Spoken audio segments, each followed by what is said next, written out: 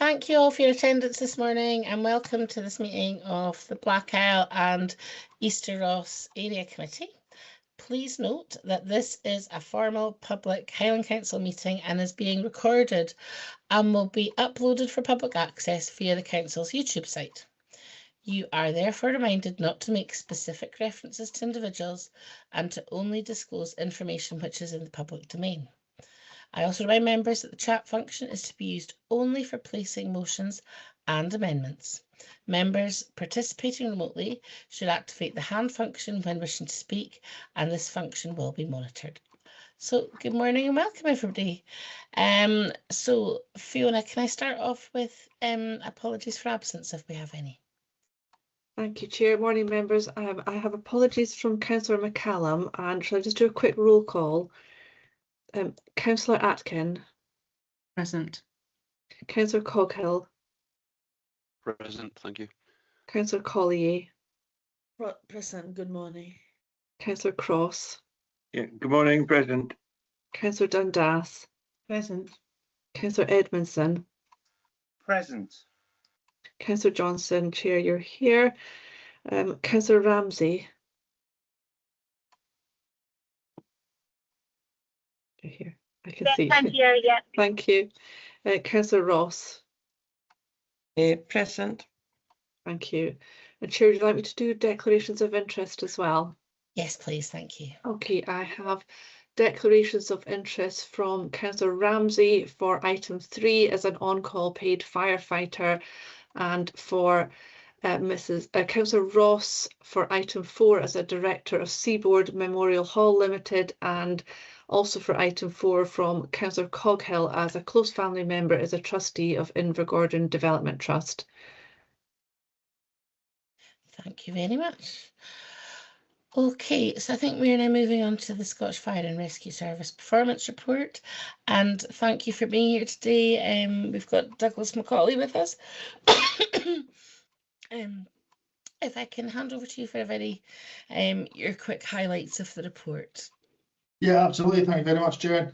Good morning to all councillors. Thank you for having me along. I will do a quick, brief delivery of the report, and I would ask all questions be held to the end, please. So I'll start off with contents of section 1 summary. So at this time in Q3 and Q4 of 2025 to 2026, we attended a total of 156 incidents across the district, 51 of which were fires, 57 of which were false alarms, 21 were UFAS incidents, and 40 of non-fire related incidents. We rescued 8 people, rescued by firefighters, and 1 person receiving first aid and hospital treatment. We had 0 fire fatalities, I'm happy to report, and we had 22 people receiving first aid and non-hospital treatment. We did unfortunately have 3 non-fire related fatalities. However, on the positive side, we did conduct 17 home fire safety visits and 14 audits. So that's a quick brief of the summary. I'll report an exception for the trends. As we can see in section 2, there's been a slight increase in non-domestic fires, going from 0 in the quarter 3 to 1 in quarter 4. There's been a slight increase in road traffic collisions and casualties, obviously seeing a slight increase in casualties but a decrease in the road traffic collisions, so more people in vehicles have been involved, and there's been thankfully an increase in fire safety audits from our fire safety auditor, and we've been going out, so that was just a report an exception there. So I'm happy to report that there's been 8 accidental dwelling fires in this period, which is a decrease from previous, so it's good to see that decreasing, with 4 being mainly in the community of Firth, 3 being in Taylor East Ross, and 1 occurring in the Black Isle. All accidental dwelling fires, I'd like to add, are followed up with a home fire safety visit and referrals to external stakeholders if required. So there's a continuous work with them after the fire has occurred as well. So accidental dwelling fire casualties, we have 1 non-fatal casualty, being 1 individual rescued by firefighters. So that's good for us. That's a decrease as well. Non-fire related casualties, we've had 22 non-fire related casualties, and unfortunately 3 fatalities from a range of different incidents. And we've had 7 people rescued by firefighting crews, and 16 people who attended hospital with slight injuries, and 6 people who attended hospital with severe injuries. So yeah, it's not great for the 3 fatalities. Hopefully we'll see an decrease in the next quarters going forward. Deliberate fires at this moment in time is sitting at 19 for the last 2 quarters, which again is a decrease from 22. It's nice to see that that's coming down. Crews have definitely been working hard with community engagement to bring sort of education to people, certainly sort of youth and antisocial behaviour aspects of it to try and reduce these deliberate fires. So non-domestic fires, there's been 1 over this period of time, and it was during industrial manufacturing plant. So yeah, just that's quite good, very good for us, just to be attending that one. Our UFAS systems, our unwanted fire alarm systems, we attended 21 unwanted fire alarm systems. So we have a policy in place, so we challenge these if we continuously get called out to the same areas for unwanted fire alarm signals. And again, we offer support and guidance going forward to try and mitigate and reduce these. So 21's good for us. Again, it's a decrease I'm seeing. Unfortunately, we've had 13 road traffic collisions in this period, 9 of which have resulted in slight injury and 4 of which have resulted in people attending hospital with serious injury. All 13 casualties were non-fatal, though, which I'm happy to report. Again, out of the 70 home fire safety visits, we've done 39 in the Cromarty area, Black Isle received 23, and Tain and Easter Ross received 8. We're continuously advertising and seeking home fire safety visits. We do a lot of good positive work within the communities, getting into people's houses. So any referrals that people can feel would be relevant, please put through to us, and we'll sort of pick them up off the table. So thank you. And from that result of 14 audits was also for fire safety officers, 14 audits were conducted, which is good. A slight addition that was asked and added to the report was our station availability and establishment levels. And as you can see here in the report, we've got good establishment levels, lowest being 5 at Cromarty, however the rest being up at good levels, good establishment levels against what they would be, and our availability is showing there. I'm happy to report Invergordon doing an outstanding job. Their first appliance has been 100% available, so at no point in the last 2 quarters has that pump not been available and on the run, with a respectable 87% following that.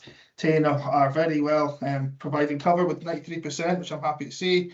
And Ballantyre Cromarty being CRU stations as well are providing great cover across the district. So overall, our establishment levels are good, looking positive and strong, and our availability and cover of appliances is very, very strong in the district as well. So we can all sleep better at night knowing there's plenty of support and cover there. And as you can see, finally, section 13, community safety engagement. There was a magazine piece in the Black Isle community by 2 higher English pupils, which was lovely. I believe there was Councillor Morvan, I believe you attended and supported that, so thank you very much.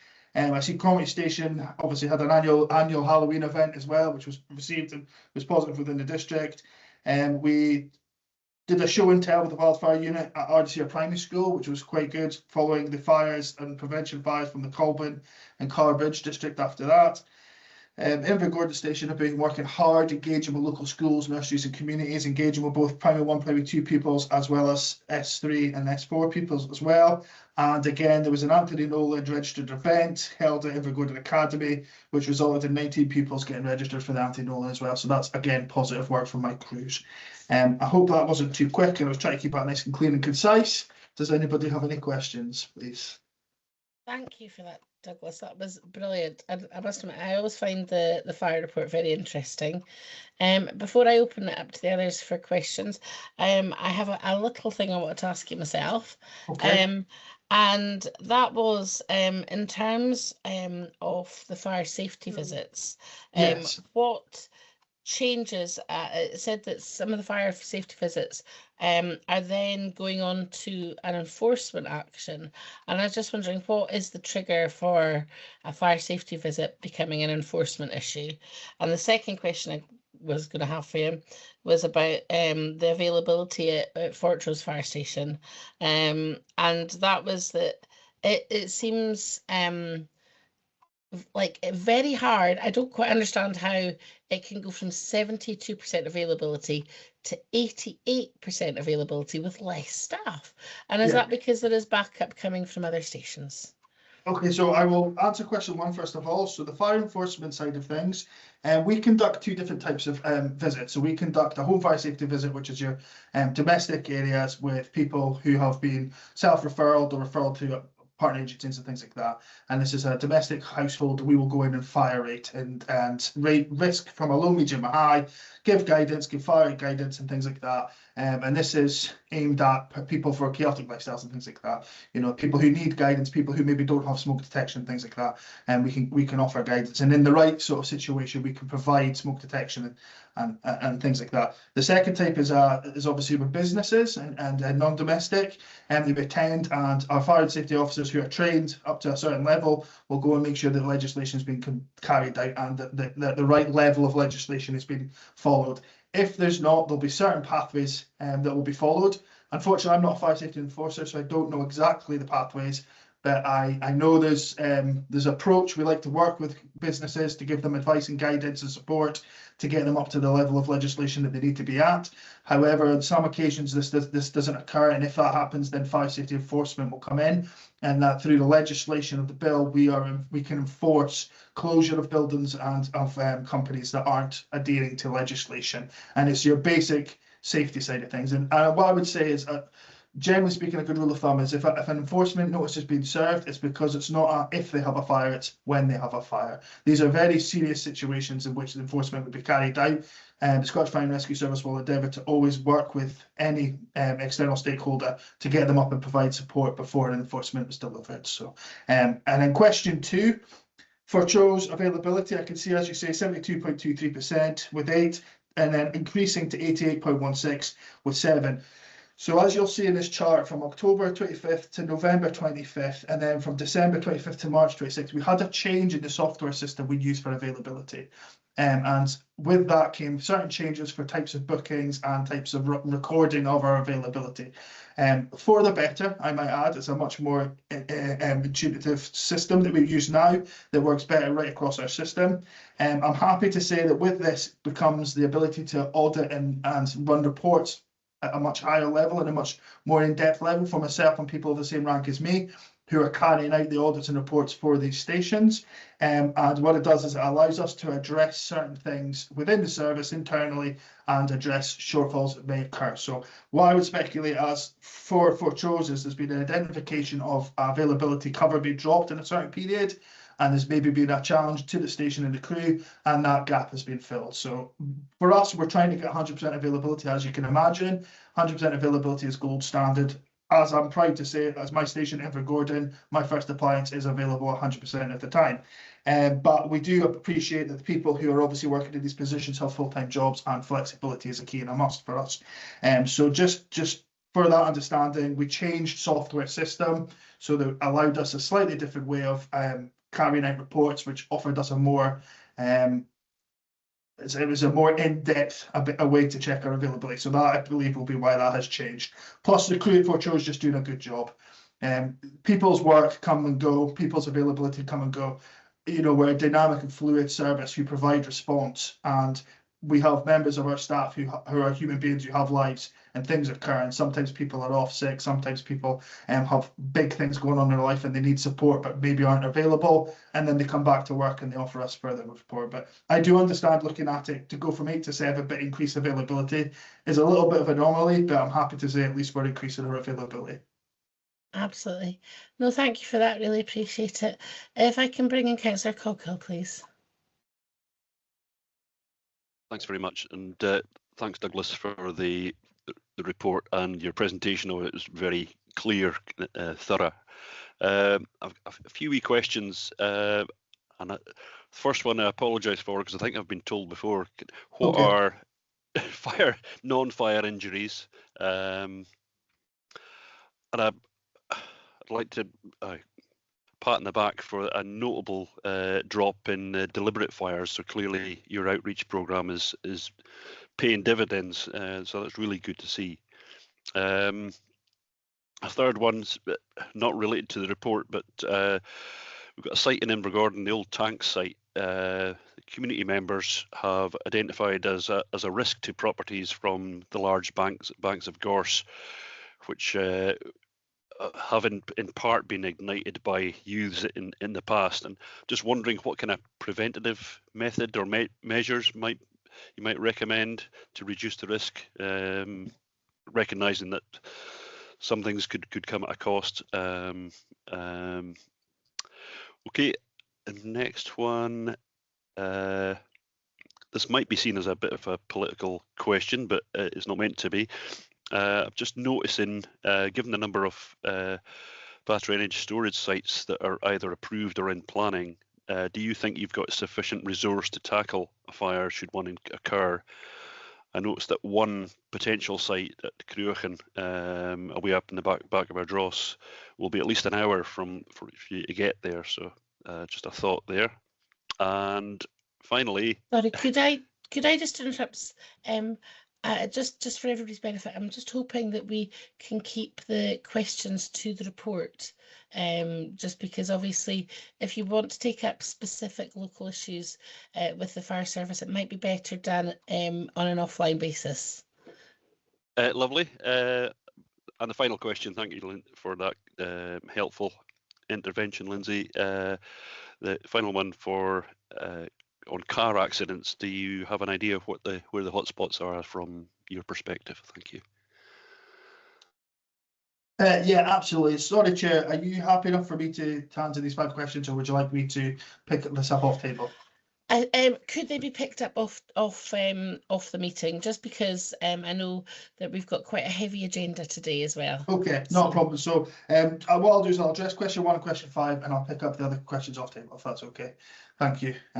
Yeah, so just to go back to number 1, obviously non-fire injuries are any injuries that are received by an individual or casualty whilst at an incident that has occurred during fire. However, what I would say is if it's somebody who has fallen down and broken their leg outside once they've been removed from the fire, it then wouldn't be classed as a fire injury. It would be a fire-related injury. So for fire-related injuries, it would be smoke inhalation, burns, and things like that would have been occurred whilst being within a building or near a fire in the open and things like that. So it really is what it says in the 10. Essentially, if you're injured because of the fire, that would be a fire-related injury. If it's not because of the fire, then it's just an unfortunate injury that's occurred through an accident that's not related, then it would be a non-fire related injury. An RTC hotspots at this moment in time, I don't have the data for that. However, what I could say is there was an increase in RTC due to the Cromarty Bridge obviously being down a single lane and carriageway. I think frustrations built with the timescales and with the single carriageway, people pushing to try and get to work quicker and things like that. There was a slight increase in that area for a period of time, but now that that's back open to 2 carriageways, it's hard to say that there's an increase in a particular hotspot. I've certainly not got anything in front of me detailing that we've had continuous RTCs in an area that needs to be addressed.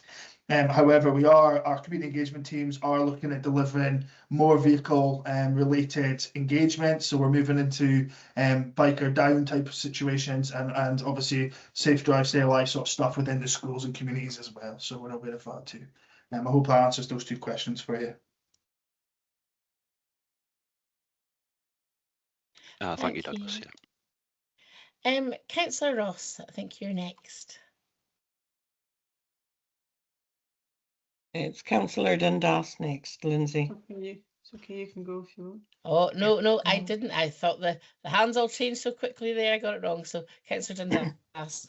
No problem, Lindsay. Thanks, Douglas. I just wanted to pick up on the fires in Tain in particular, and I think 3 is an increase for us in our ward in this report.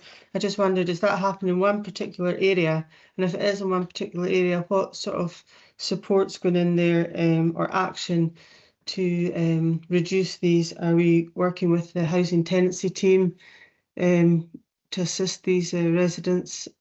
Just for a bit of information.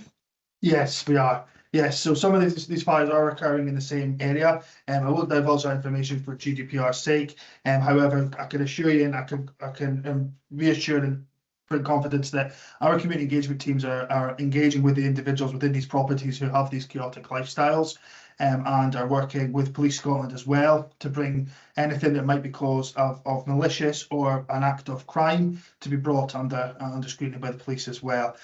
Our crews are continuously engaging with individuals to offer as much support as we can, signposting and referring to external stakeholders where it's adequate to do so. Sometimes we can approach certain individuals and they may not engage with us. They may not feel that it's relevant to engage with us. That doesn't stop us from signposting and putting referrals to other agencies as well, these referrals will still carry out and be conducted regardless of the sort of setup in the situation. If we feel there's a risk and the risk needs to be reported to a different service, then we will absolutely report that risk to a different service. So yeah. Okay, thanks, Douglas. Second time lucky. Councillor Ross. Yeah, thanks, Lindsay. Thanks, Douglas. I just noticed when looking at the report, when it came to trends and the accidental dwelling fires, quarter 3 Yeah. over the 4 years that's been reported on was always the highest. And I Yeah. just wondered, was that due to open fires in the house, like whether it was coal fires, it's the winter time, or is it electrical fires? Is there a reason why quarter 3 is always highest? Yes, there absolutely is. Yeah, well noticed. For those who are more keenly eyed looking at the charts, what I would suggest is every 4 years there's an increase, or every fourth section of it there's an increase, and that's down to seasonal fires. So we see an increase October, November, December. We see an increase because people have candles because of Christmas. They have tinsel hanging on the tree. They have cards and they leave the windows open. And we see an increase of things being left in front of fires and stuff like that because of seasonal decorations. So we do see an uplift in fires around seasonal times. Obviously, bonfire time is a big one for us. Christmas can bring up in a lot of fires to us as well. And we're just people who, you know, have got essentially fire loading put in place and then are careless with candles and things like that. So thankfully over the years, as we start to see these electric candles and things that are so good now, people are replacing traditional open flames in their household with more safer options, but we're still seeing them. So yeah, as you've pointed out there, Q3 was an increase, and it was actually an increase over the last 4 years to the highest point. But again, with crews working and engagement, home fire safety visits following an incident, we then have managed to reduce it back down to 1. What I would state is every fire, accidental dwelling fire that we attend, or intentional dwelling fire, any domestic or fire that we attend, we carry out what's called a PDIR, which is a post-domestic incident response. And from that, we canvass an area and we offer a home fire safety visit to the individual who's been involved in their property. And then depending on the type of fire and the type of area and what we deem as a risk, we will then approach following houses left, right, front and back, and we will actually canvass an area to offer support in the area, to bring a bit of confidence and security back to the area, answer any questions that people have without divulging sensitive information, and providing the sort of support as well. So we do carry out PDIRs following every domestic incident we attend. Thank you, Douglas. Thank you. And Councillor Cross. Thanks, Lindsay, and thank you, Douglas. Just a couple of quick questions. The deliberate fires, 19 in 6 months. I was just wondering if there's a pattern to those fires. And I just wondered also whether or not they are all criminal acts of fire raising, or if there's an element of accidental spreading of fires that may have been started, like a bonfire, for example, that started and gone out of control, and therefore an element of accidental cause there. The other question is relating to the unavailability of appliances. 100% in a couple of instances, in a couple of photos, and the primary appliance in Invergordon, fantastic. But I'm wondering how that figure's arrived at, given that appliances, for example, must need servicing from time to time, and that would make them unavailable while they're being serviced. So maybe I'm not quite understanding the whole thing quite clearly enough, but that's my couple of questions. Thanks very much, Douglas. No problem, thank you. So yes, deliberate fire setting, the way our data is captured is by our messages that the incident commander on the incident ground will relay back to our operational control. So if the incident commander feels that the incident they've attended has been a deliberate setting, a fire that has been set in a malicious act, that'll be what's captured as a deliberate setting. And what we tend to find, I'm only speculating just now because I don't have the data for this particular 19 fires in front of me, is that there tends to be a trend, and it generally comes with antisocial behaviour, and usually it's usually 1 or 2 individuals within an area who is a known fire starter who needs to be engaged with. And frustratingly, sometimes they can be below an age where unfortunately nothing could be brought to justice at that time, and we need to approach them in a different manner and support and educate and able to try and reduce the amount of fires that have been spread. However, the deliberate fires do come from the data gathered by our operational control that's delivered by the incident commander. So it's down to the incident commander on the incident ground deeming whether or not she feels that it is a deliberate fire. If we feel it's a deliberate fire that you attend that has a certain level of cost implication or danger to people or property, we then carry out fire investigations. And we can work alongside the police, and that's when this comes into a multi-agency effort to reduce that sort of deliberate fire setting within that area. So I hope that's covered that question.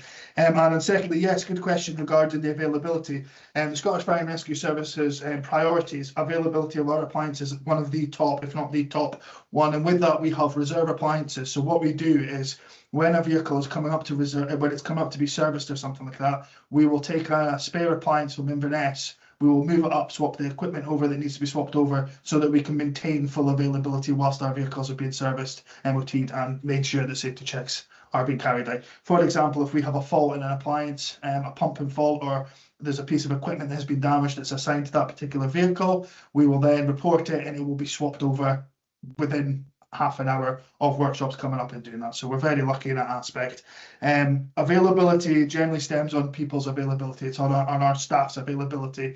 Bear in mind that every station here, these are all on-call stations, volunteer stations, where people are giving up their time to train and maintain a level of firefighting capability and provide a level of contractual availability across the board. So we're continuously supporting our staff, but we're very, very happy to report such good availability, but it does fluctuate from, as I said earlier, people's availability.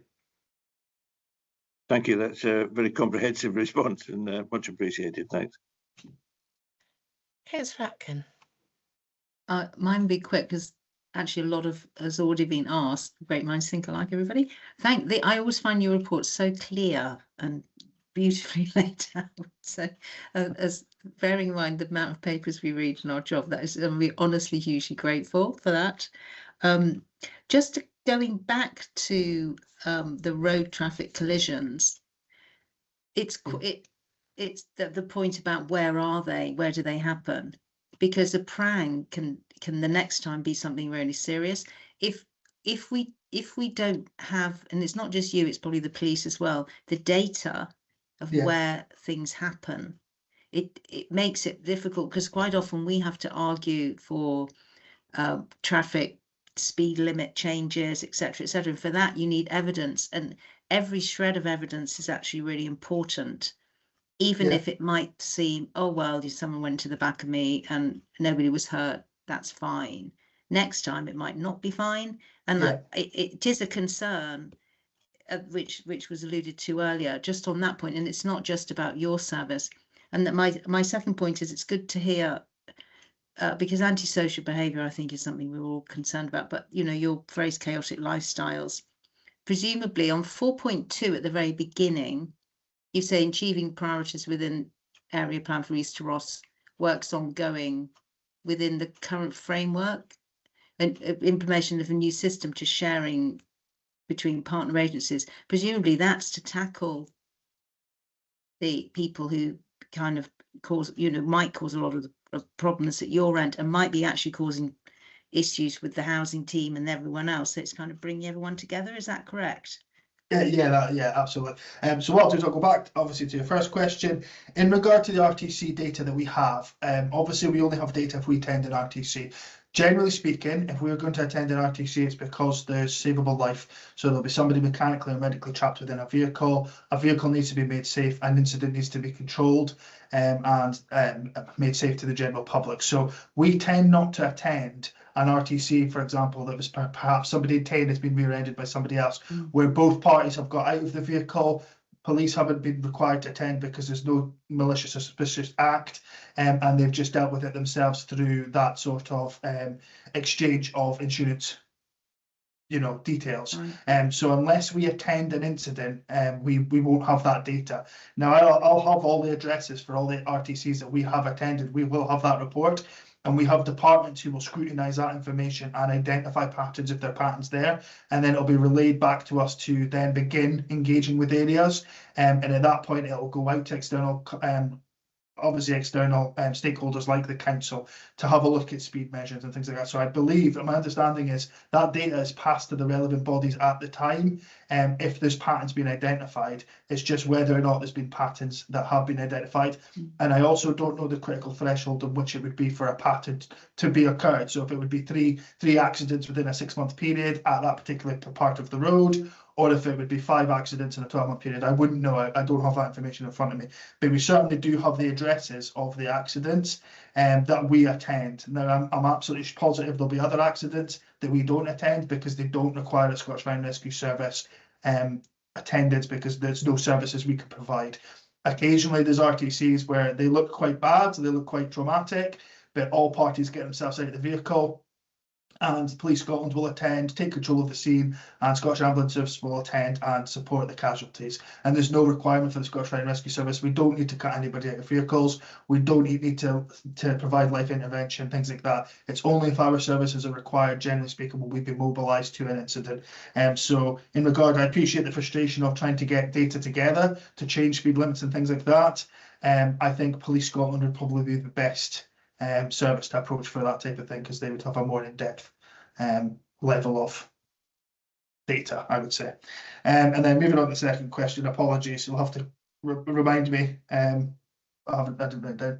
Yeah, was just for at 4.2 in the first bit pre the report, just the kind of summary bit, achieving priorities within the area plan for East Ross. Oh, yes. Yeah. That's so your area plan, yeah. I'm assuming, yeah? Yes. Yeah. Yes. Not yeah. a place plan. Yeah, great. So as you pointed out, it's continuous work. That sort of support is continuous work.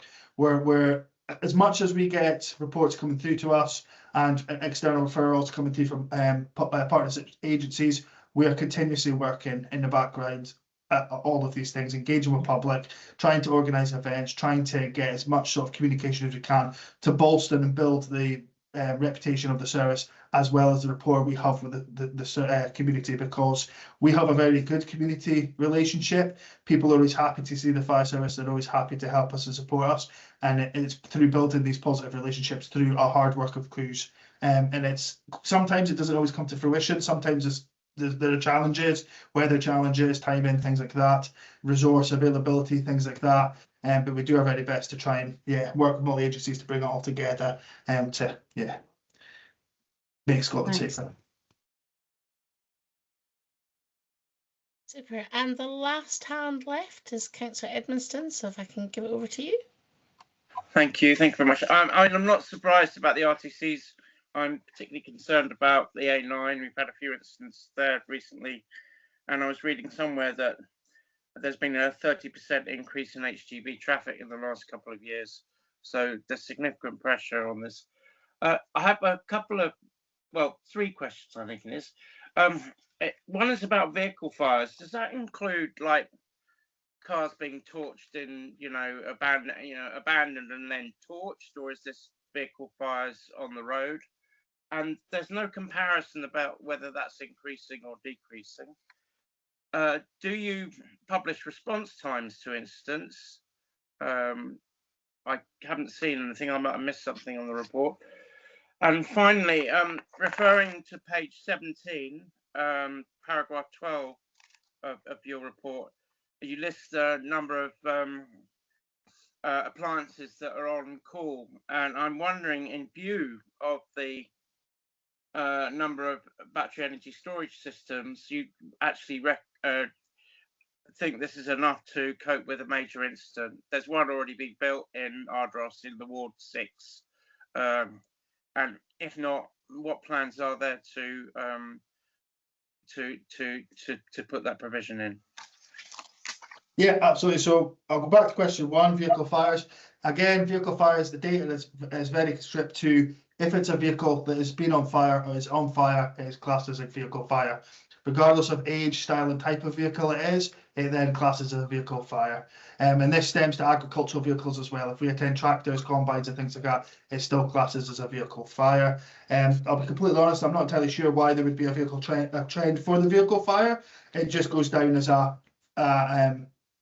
deliberate it falls in the category of a deliberate or non-deliberate fire, and whether it's a dwelling fire or non-dwelling fire.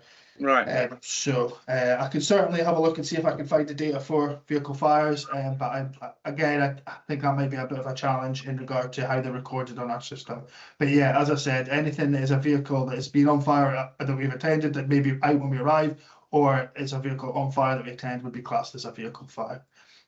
Moving on to response times, we don't publish response times because there's no objective to that. What we would say is all of our stations and all of our availability is bolstered around a 7-minute response time. So our on-call crews have to be within a 7-minute window of being able to attend the station for turnout for the pager activation. So it would be within a 7-minute turnout.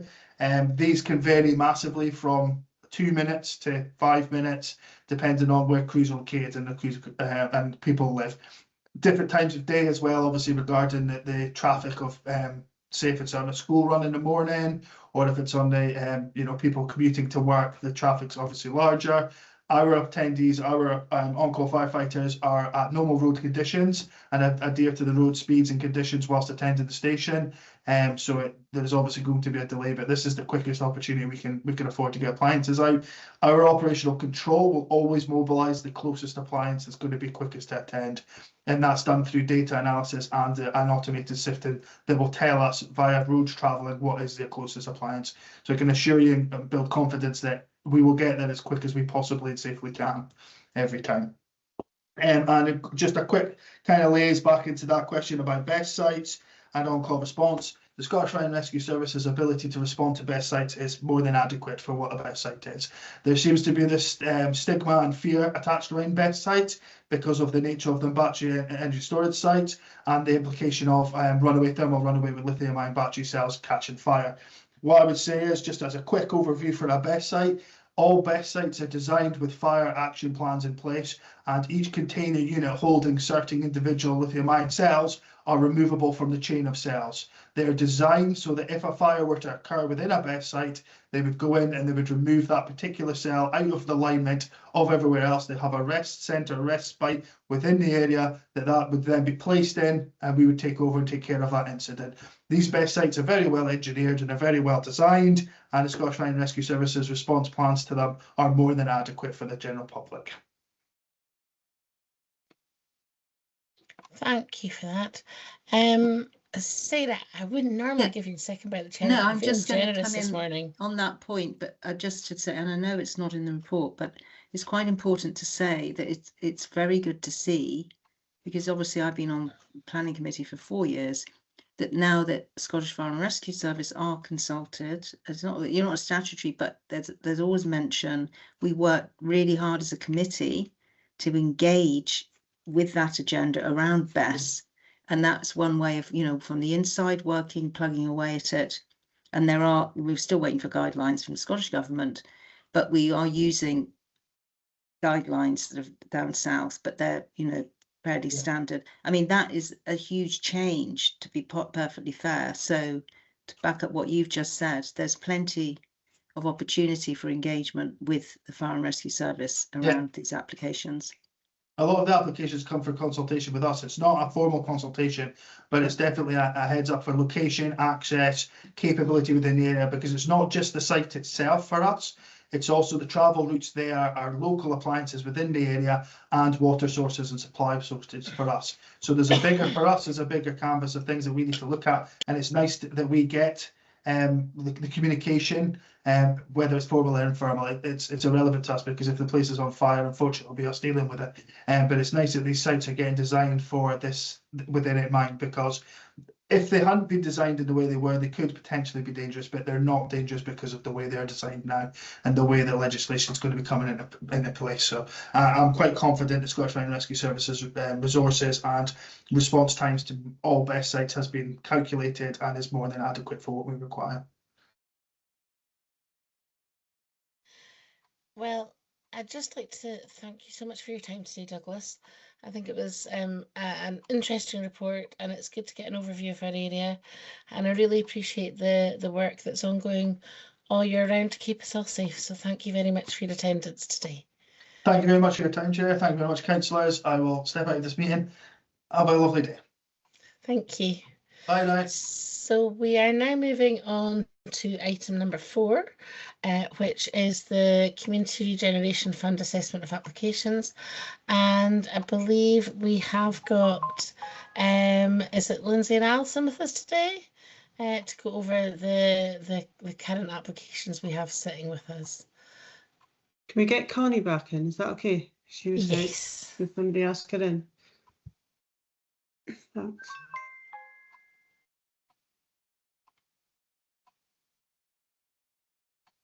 I've messaged her, so hopefully she'll be in any minute. Thanks, Alison. Great, do you want me to kick off? I think if we just hang on for a wee second, Okay. just till Connie's back in the room. Yeah, I don't think she's quite in yet. But what I can do is to say that we are going to be noting the funds available, considering the applications, and agreeing the CRF grant per application based on the available application amount available.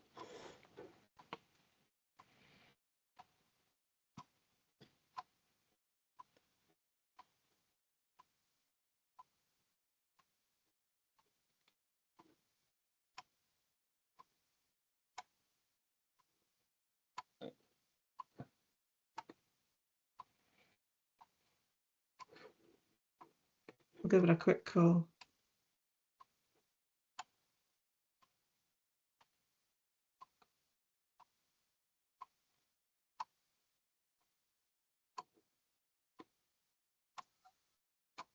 I've just spoken to her. She's coming on now.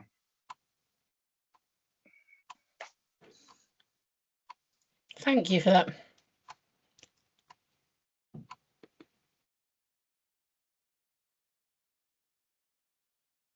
I think that's her in the meeting now. Great, yes. So Alison and Lindsay, if you would like to take us through what we need to do. Good morning, members. So thank you for your time today to discuss the Community Regeneration Fund, and particularly the projects in the Black Isle and Easter Ross, which are seeking funding support at this time. As you can see from the report, there's 5 applications which are looking for grant assistance, with a total grant request of 157,634, but you'll see at point 3.1 in the report, there's currently insufficient funds within the remaining Black Isle and Easter Ross budget for 25-26 to cover the total grant request. The RAG summary document that we've given as Appendix 2 gives the current position with regards to our assessment of the applications.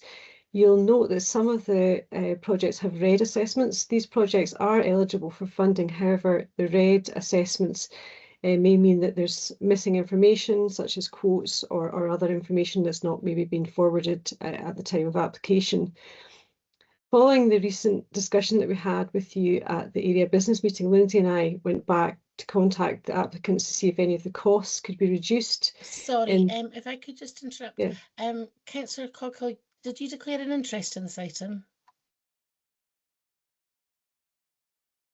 I declared an interest in one of the applications as a close family member, as a trustee of the Invergordon Development Trust. Yes, I'm happy to step out.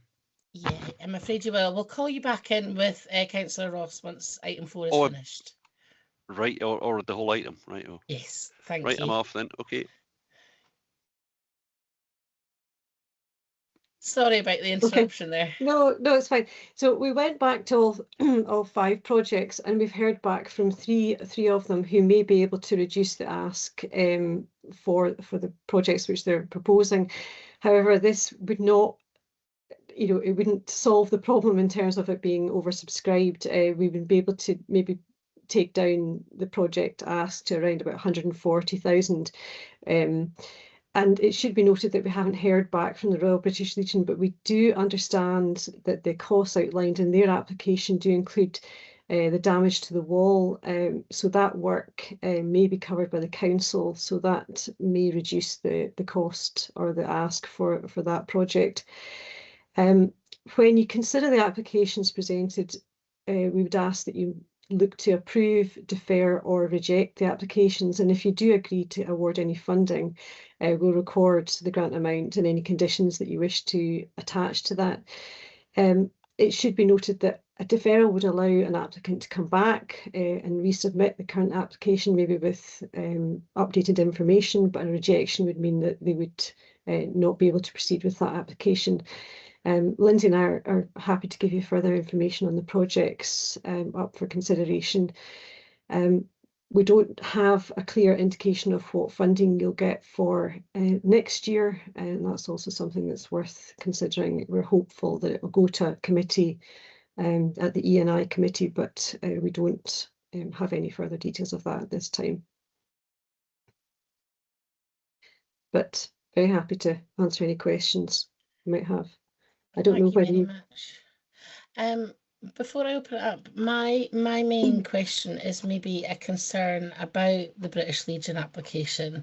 I'm wondering, given the communication issues and given the number of reds that it has, would it be the one application that we should possibly consider deferring and seeing what actually other additional sources of help we can get this project in the meantime, and giving them an opportunity to improve and strengthen their application for the next round? Yeah, I mean, I might pass this one over to Lindsay because she's had more dealings with it, but I think that it would definitely be something which could be considered. So the Legion appears to have gone through a change of leadership recently. The application that was put in initially was done just before their chairperson left. They now have a new chair, and he has not had the opportunity to get up to speed with many, which is, I think, where some of the communication issues have come from. I think were the project to be deferred, they could certainly pull together a stronger application. It strikes me that if we are able to support their application in other ways with the wall, and also give them the opportunity for a stronger application, it might have a better outcome for them in the long run. And given that we have a shortfall between application want and application deliverable of, is it about 43,000? I think that would be the sensible one to defer at the moment, but I'll certainly open it up to other members. So, Councillor Atkin, can I have your thoughts, please?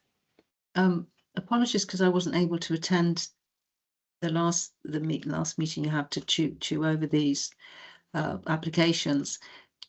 Is it possible to actually question some of the amounts even on them, or do we have to just say yes or no on this, or can we? I mean, can I mention what my concerns are, or is it a bit early for that? Are we talking just now the principle of how do we kind of make sure that we can do this without not, you know what I mean, chucking someone out completely? I mean, you've mentioned the British Legion one. The one about that, I feel halls are so important. I mean, to me, a community, a hall where people can meet and create community is always at the top of my personal list. I'll take your steer on this, Chair, because I just think some of the amounts maybe I don't know. Just reading them. No, I do think you're absolutely right. I think community spaces and community halls are the lifeblood of our communities and vitally important. The only reason I've got concerns about the Legion is because they have a number of reds on the rag. They're not quite shovel ready, and their application isn't quite strong enough. So it's about putting in the support between now and the next funding round to make their application stronger to get them the best possible outcome. Because my concern with some of the others on the amounts is just kind of plucking a figure out of the air. Is this too late for that? Is this reset or not as things stand? Or is it say, well, actually, you can have half that money and da da da? Or is it, I mean, the officers as well, is this just like take it or leave it now? But I think you're right. There's so many considerations, like, you know, how much match funding was there, you know, how far along and developed is the plan for that project. There is so many factors, isn't there, that are at play here. So Yeah, some chunky bits of money. Is it worth outlining some of the projects which have reduced their costs? So I don't know if you want to look at from the RAG summary. I'll just take them in the order that they are. So the Grow For You project, the Farmer Jones motorhome facilities, they had originally requested 29,000. They've now managed to reduce that to 20,800. So that's 8,200 of a saving on that one. They're using some of the money which from Social Investment Scotland, which is a loan. Invergordon Development Trust, we didn't. I don't think they responded, did they, Lindsay? So we would, but that's for a development officer post, which is probably unlikely that you'd be able to reduce that cost because it's actually for a salaried position. We've touched on the Invergordon Hall refurbishment. That one hasn't come back specifically, but I think the costs of the wall with that project were around 23. They had an estimate of around about 23,000 for that work. If the wall costs were taken out, that would obviously bring that cost down considerably. The local police plan in Easter Ross going down from 24,000 to 18,000, so that's a saving of 6,000 there. And the North Keswick Village Hall, they have managed to, with additional fundraising, reduce the cost by £2,855 down to what's just 27,500 roughly for that one. So although those are savings, they still leave us, I think, over budget by about 26,300.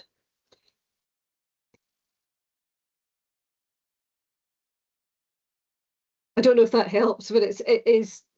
I think it does. I think it really does help. If I can hand over to Councillor Dundas for her thoughts.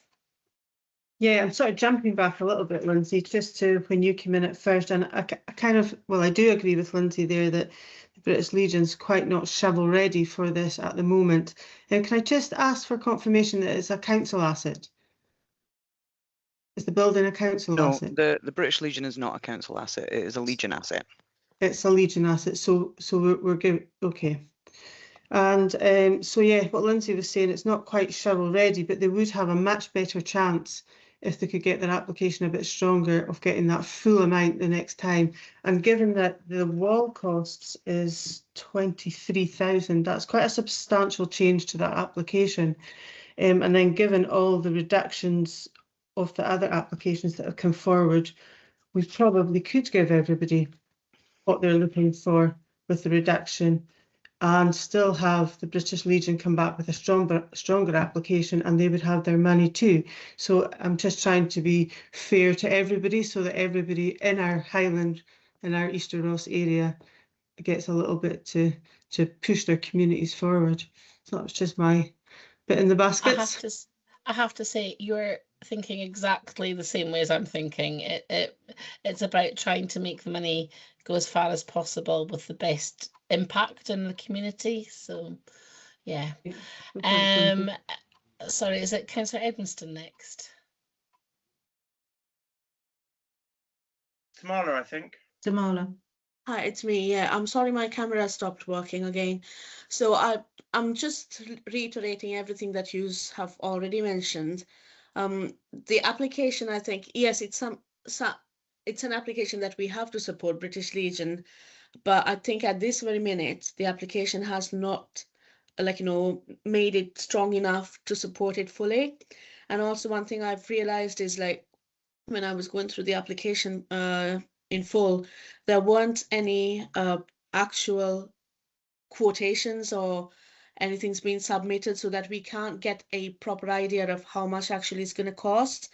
So also, like, the application lacks a lot of points that we can't, support it in full. But having said that, it's not that it's taken completely away, if we give them the chance and the support to build a stronger case and help through the other applications and pull the money, like Lindsay said, as far as we can to support most of the applications, it will be much helpful. So that's me. Thank you. Thank you. Really appreciate that. Councillor Evanston, your turn. Thank you. I'm getting very confused here. I mean, what I'm trying to understand is if I totted up all the figures that you gave us, Alison, that amounts to 107,000 plus the British Legion. Is that, have I got that right? I'm not. What I don't understand is if we defer the British Legion application because we're not quite sure that it's quite there. Where's that? Where's that? Is that for next year, hoping that we'll get funding? Does it come out of the one that the funding we're discussing now? And then we also then have a shortfall if we look at all these figures and we say we defer British Legion of £7 grand. I'm sorry, I'm obviously in the meeting and trying to do the adding up, but I think that's right. So I'm I'd just quite like to try and untangle all that. And I don't know whether I'm allowed to ask a specific question. The one about the Kessa Call, they were waiting for funding, or there was something about the installation which wasn't part of the application. Actually, have they got the installation funding?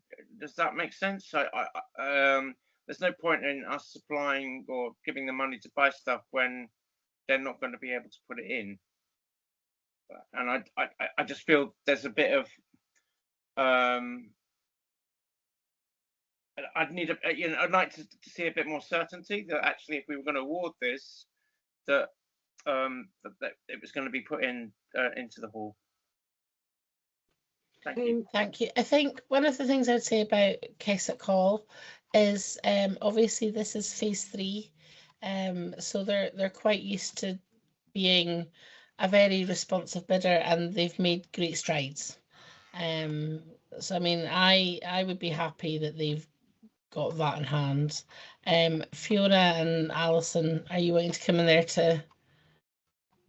Yeah, if I can, I don't know which one you want to look at first, but certainly from the Royal British Legion point of view, if we were to defer that one, you are correct, the total cost would be 107,179 of an ask, which would leave a balance of £7,085.21p, which is not enough necessarily to cover the Royal British Legion application, but we would be hopeful that there would be further funding coming forward. There's no guarantee of that. It obviously has to go to E&I committee at some point, whether that's the one that's later on this week or a future thing. And in terms of coming back in, there will be all applications need to be considered at committee, so that would be August or November maybe. But it would certainly give them time to get further information, and as you rightly point out, there are no quotes with the application, so that's one of the issues in terms of being able to assess it correctly, is with not having any quotes. As regards North Keswick Village Hall, they do have applications into other external funding sources that we've been made aware of, but they also have applications into other funds which the CRF team are looking at, including community-led local development money, which is determined by the LAG.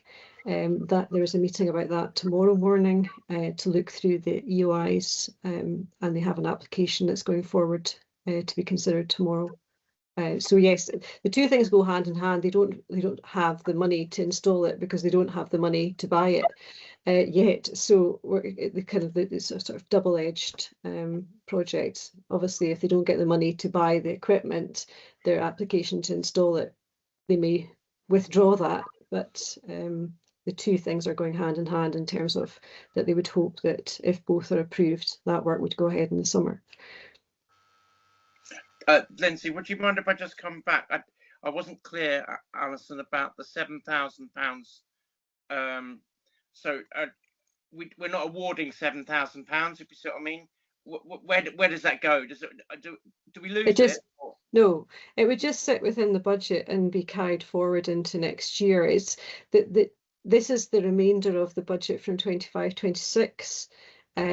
So this is funding which normally would have been awarded probably before the end of the financial year, but because of the committee cycles, it's moved in. It's just sort of fallen over into because the committees are in sort of January and then May, or sort of April, May. That's why this has moved forward. But the funding which is remaining within the Black Isle and Easter Ross budget is money that can be carried forward into this current financial year, with the hope that you would get additional funding in this financial year, which can be added to that. Thank you. Yeah, Councillor Cross, your turn. Thank you, Chair. Again, being Ward 6, the British Legion Hall is the issue that I would want to talk about.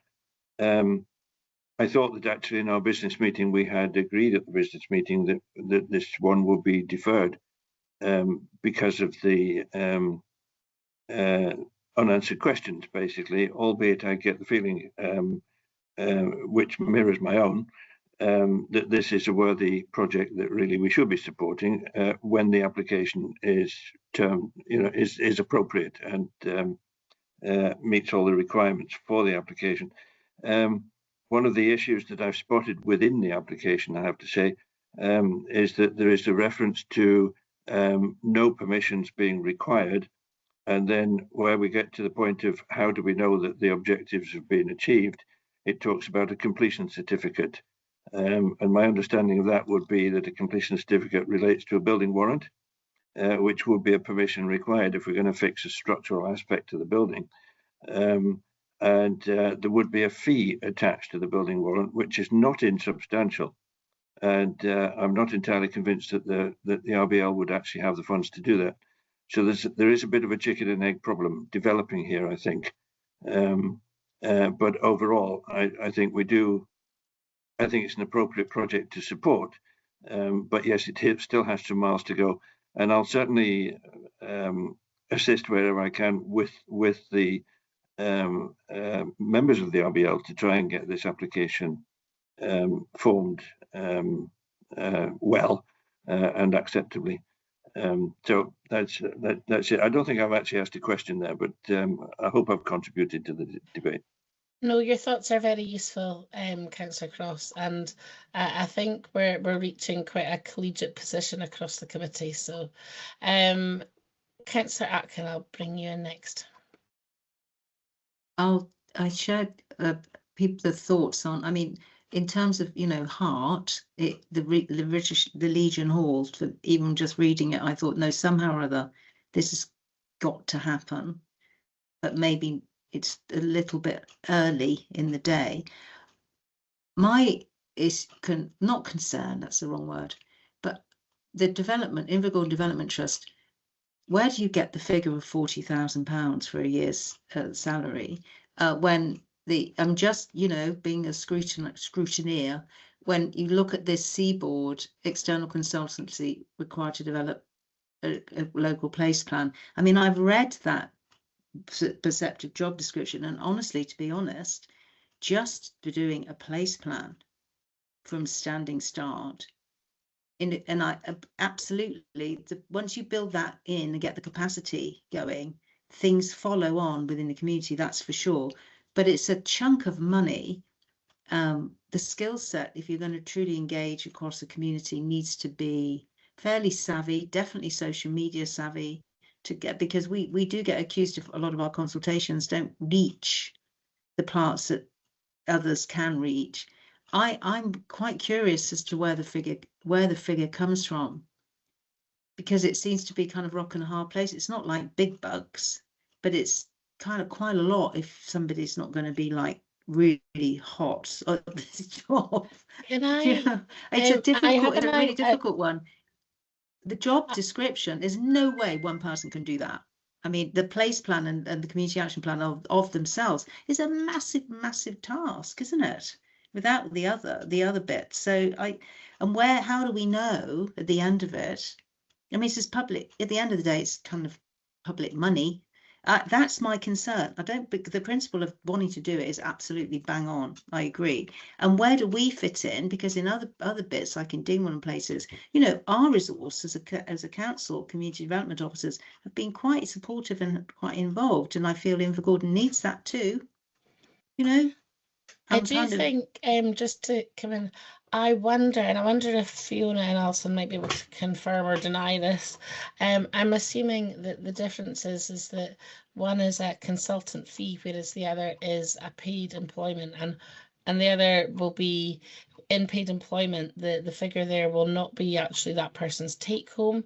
It will include things like insurances, pensions, holiday pay, taxes, blah blah blah. So there will be, you know, a skim off that if it's a paid employment position rather than a consultant fee. Am I on thinking on the right lines? Yes, that is correct. So the smaller fee of the 18 to 24,000 is a consultant. That is a flat fee where that has already been quoted. The other is employment. So that is, you need about 20% additionality for, as you say, pension, insurance, all of the various others. There's also some smaller costs to do with a laptop and subscriptions. And my understanding was the pricing was taken off a framework for these sort of salaries. I think I said at the business meeting it's slightly higher than it would be, but that could also be to do with than average for those roles, but not by anything substantial. And you could argue that is based on the rurality of the position. Thank you. Does that help, Councillor Aitken? That does. I would just be concerned for them that they would come in with these huge expectations when actually you break it down at everything that's listed, and community action plan and place plan are the kind of key things that I would, if it was me, strategically, I would say, do you know what? That is your job. You got a year. Come on, let's crack on, because it is an enormous job. And so I don't want to build expectations up and to have this poor person literally drowning before they've got their feet under the desk. I'm talking about somebody that is an organizer and it used to run employ people and run things and kind of stuff. That I looked at that and I thought, wow. Caution is the buzzword, I think, on this. Councillor Dundas, I'll bring you in now. Thanks, Lindsay. Just a couple of points. So what Sarah was saying is correct. It's a huge task, and it's quite clear that Invergordon really does need this support just now. So I think it's important that they do get their development officer, but identify, as Sarah said, just 2 or 3 projects within that, and one of them could be the British Legion. They clearly need that little bit of support, so they could be engaging with each other. There could be the collaboration there that the development officer will have that skills to progress that application for them. The other thing is just Alison, just when I was working out, so if the British Legion was deferred and we worked out it was the 107, is that 107 worked out on the reduction of the groups that came forward to reduce their application? Could we put the applications back up using the 7,000 to nearer what they were asking for to use that 7,000 at? You could do. It would be up to yourselves to decide that. I think some of them, I mean, for example, the Farmer Jones one has agreed, is using money from another source, so they're using some additional match funding for that piece one. Of work that piece of work has already taken place. So that reduction is a permanent reduction. That's good. But then could we award, sorry, my dog's barking in the background, could we award others a bit to take them back up to their ask so they didn't have to reduce what they initially came in here with their aspiration of being? You could do. I think for the Easter Ross Peninsula Local Place Plan project, I think that there were certain aspects of the thing to do with their website and what have you that had been removed from that. So yes, you could look to put some of those costs back in. And I think the North Keswick Village Hall one was to do with additional fundraising which they'd done within the organisation. So obviously fundraising for these community hall type projects, it's never to make a massive profit, it's to fund the next activity that they want to do. So maybe that would be beneficial to them to put it back up. But I don't know how members feel about it, but I would be keen to, like for North Keswick and that they get their, as Lindsay said, they're in phase 3 of it now, so it would just get them over the line, you know, and hopefully in the next E&I committee we will have that assurance of our next lot of funding to move forward. Yeah, it's worth obviously noting that the costs which are included within the British Legion application at the moment aren't based on quotes, they're just estimates of what it might cost. So we really don't know what that application will cost and whether or not any of these costs could be met by the council in terms of repairing damage to the wall. So there's a wee bit of an unknown at this stage, but you'd hope that there might be some additional funding in the future. That's really helpful. But any money that we don't spend, we don't lose either. It will roll forward. Is that correct? Yeah, it would hang on to it for the time being, in the hope that it would be committed as soon as possible within the next committee or so. Councillor Cross, I'll give you another shot, and then after Councillor Edmiston, I think at that point we should come to a decision. Okay. Okay, thank you, Chair. I put my hand up initially when Councillor Atkin was talking, and I was reacting to possibly a wrong interpretation, because clearly you're supportive of the development officer role and questioning whether we're actually applying for enough money for it, because it's a huge job. That was the conclusion I came to eventually, that's your position. But the development officer, if I'm allowed to say, is hugely important to Invergordon. It is a big job. Invergordon is a desperately struggling town. It has very little community capacity within it. Basically, the handful of volunteers, maybe slightly more than a handful, but the volunteers that work in the town do so in multiple different roles, because it is a small group of people that support the town incredibly well. But it is still a huge uphill struggle, with massive development potentially around the corner, with equally massive impact on the community. And we need that kind of role to pull this together and to coordinate. And it goes way beyond the place plan. It's crucially important to the community. So my fear actually is not whether or not 40,000 is enough. It's actually the which I understand. You know, I mean, I get the idea of employment costs and so on being more than the salary, and that's important. I think we've covered that. My concern is the ongoing cost, because I wouldn't see this being a one-year appointment. I think it's going to be considerably longer than that, and needed for considerably longer than that. Again, I don't think I've asked a question, but I hope the comments are again appropriate. Thank you. No, it's always useful to add to the discussion. And last but by no means least, Councillor Edmiston. Thank you, Chair, for your indulgence, allowing me to come back. It's just that we've had a conversation and things have sort of, we were talking about stuff, and I wanted to come back to Councillor Dundas' and perhaps ask Alison and Lindsay about what you said. Some people on this list have actually withdrawn or shrunk their application. I'm thinking particularly about the Seaboard, where they if I've got this right, they're intended to do some website stuff and they've withdrawn that to bring the price down, and others have actually found alternative funding. It may be to £1,000, in particular the Keswick Hall and the Grove for You. Could you just remind me what's happened there? Have they shrunk the project, or have they found out that actually something doesn't need to be done, or what's the situation there? No, they wanted to do the whole project, but they have now already installed the signage using their social investment loan money. Right. Okay. So the only one, if I'm right here, that's actually reduced their thing and might still want to do it would be the Seaboard. Yes. Is that correct? And if I'm right, that's a shortage of £6,000. Yes. Okay. Right. Thank you for informing me there. I just wanted to get my head straight there. Thank you very much. Of course. Thank you so much. So I think the first decision we need to make is, are we happy at this stage to defer the British Legion on the basis that they have a bit more time and support to strengthen their application, and we look forward to seeing it in the next round? Is that everybody happy with that? Yes, Thumbs up? I'm happy Yeah. with that. Yeah. Yeah. Great. Fantastic, thank you. And then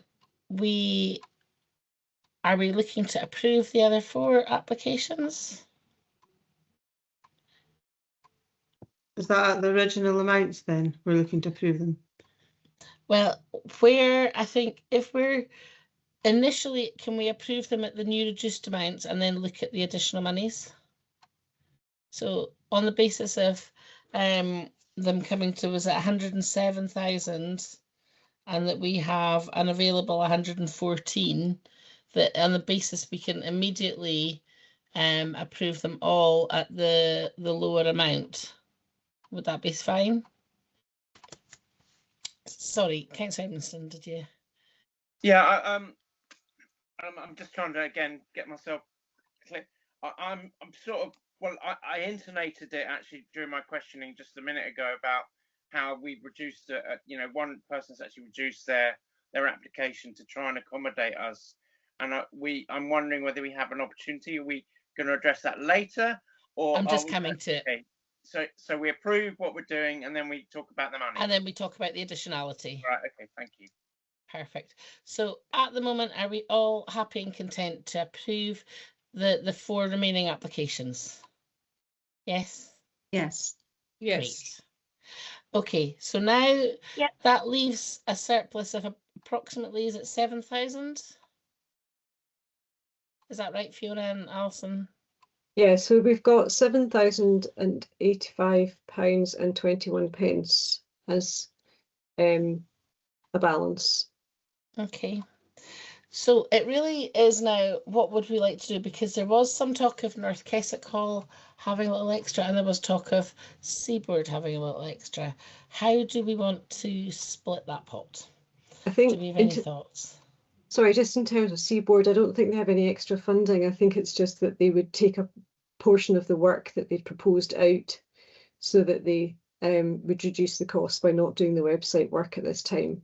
Whereas North Keswick do have some additional fundraising that they've been doing, which could cover some of the cost.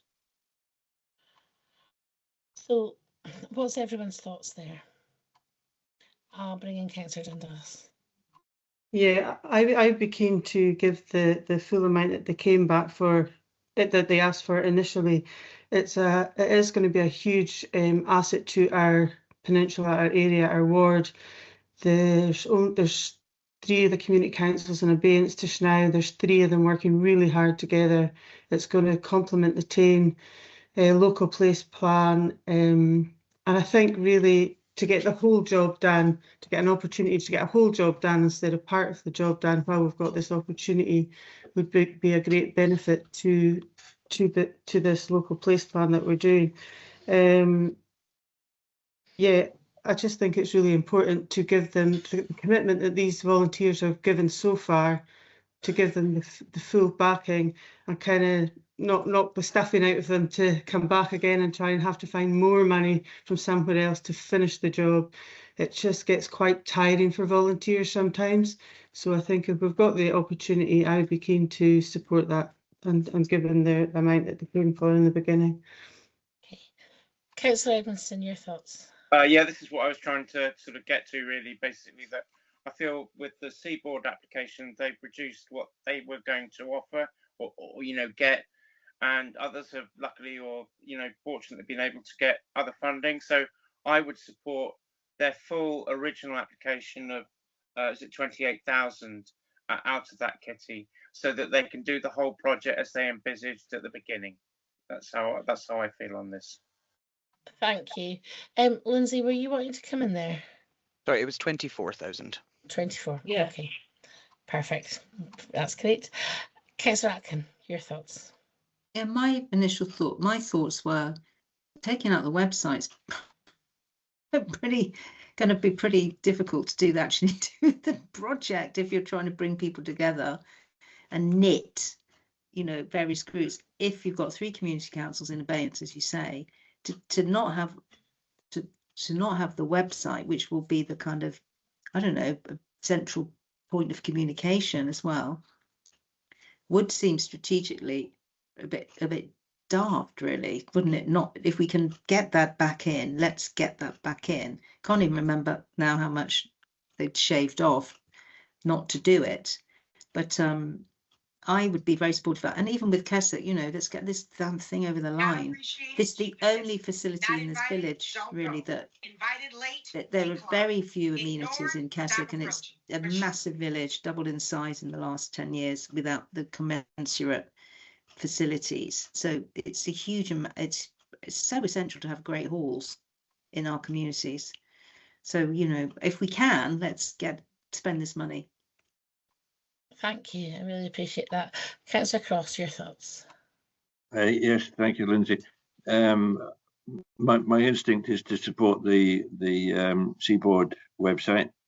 I think it's an important, as Councillor Atkin has just said, basically very important to complete the whole picture, and it's an essential part of it.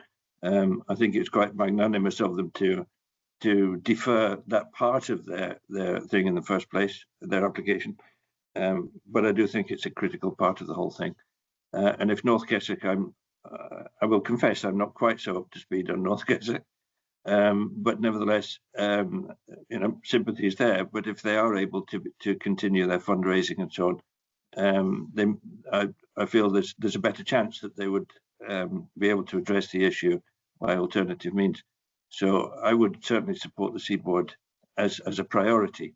If there's any change left in the pot, then it may be appropriate to allocate that to North Keswick. Thanks.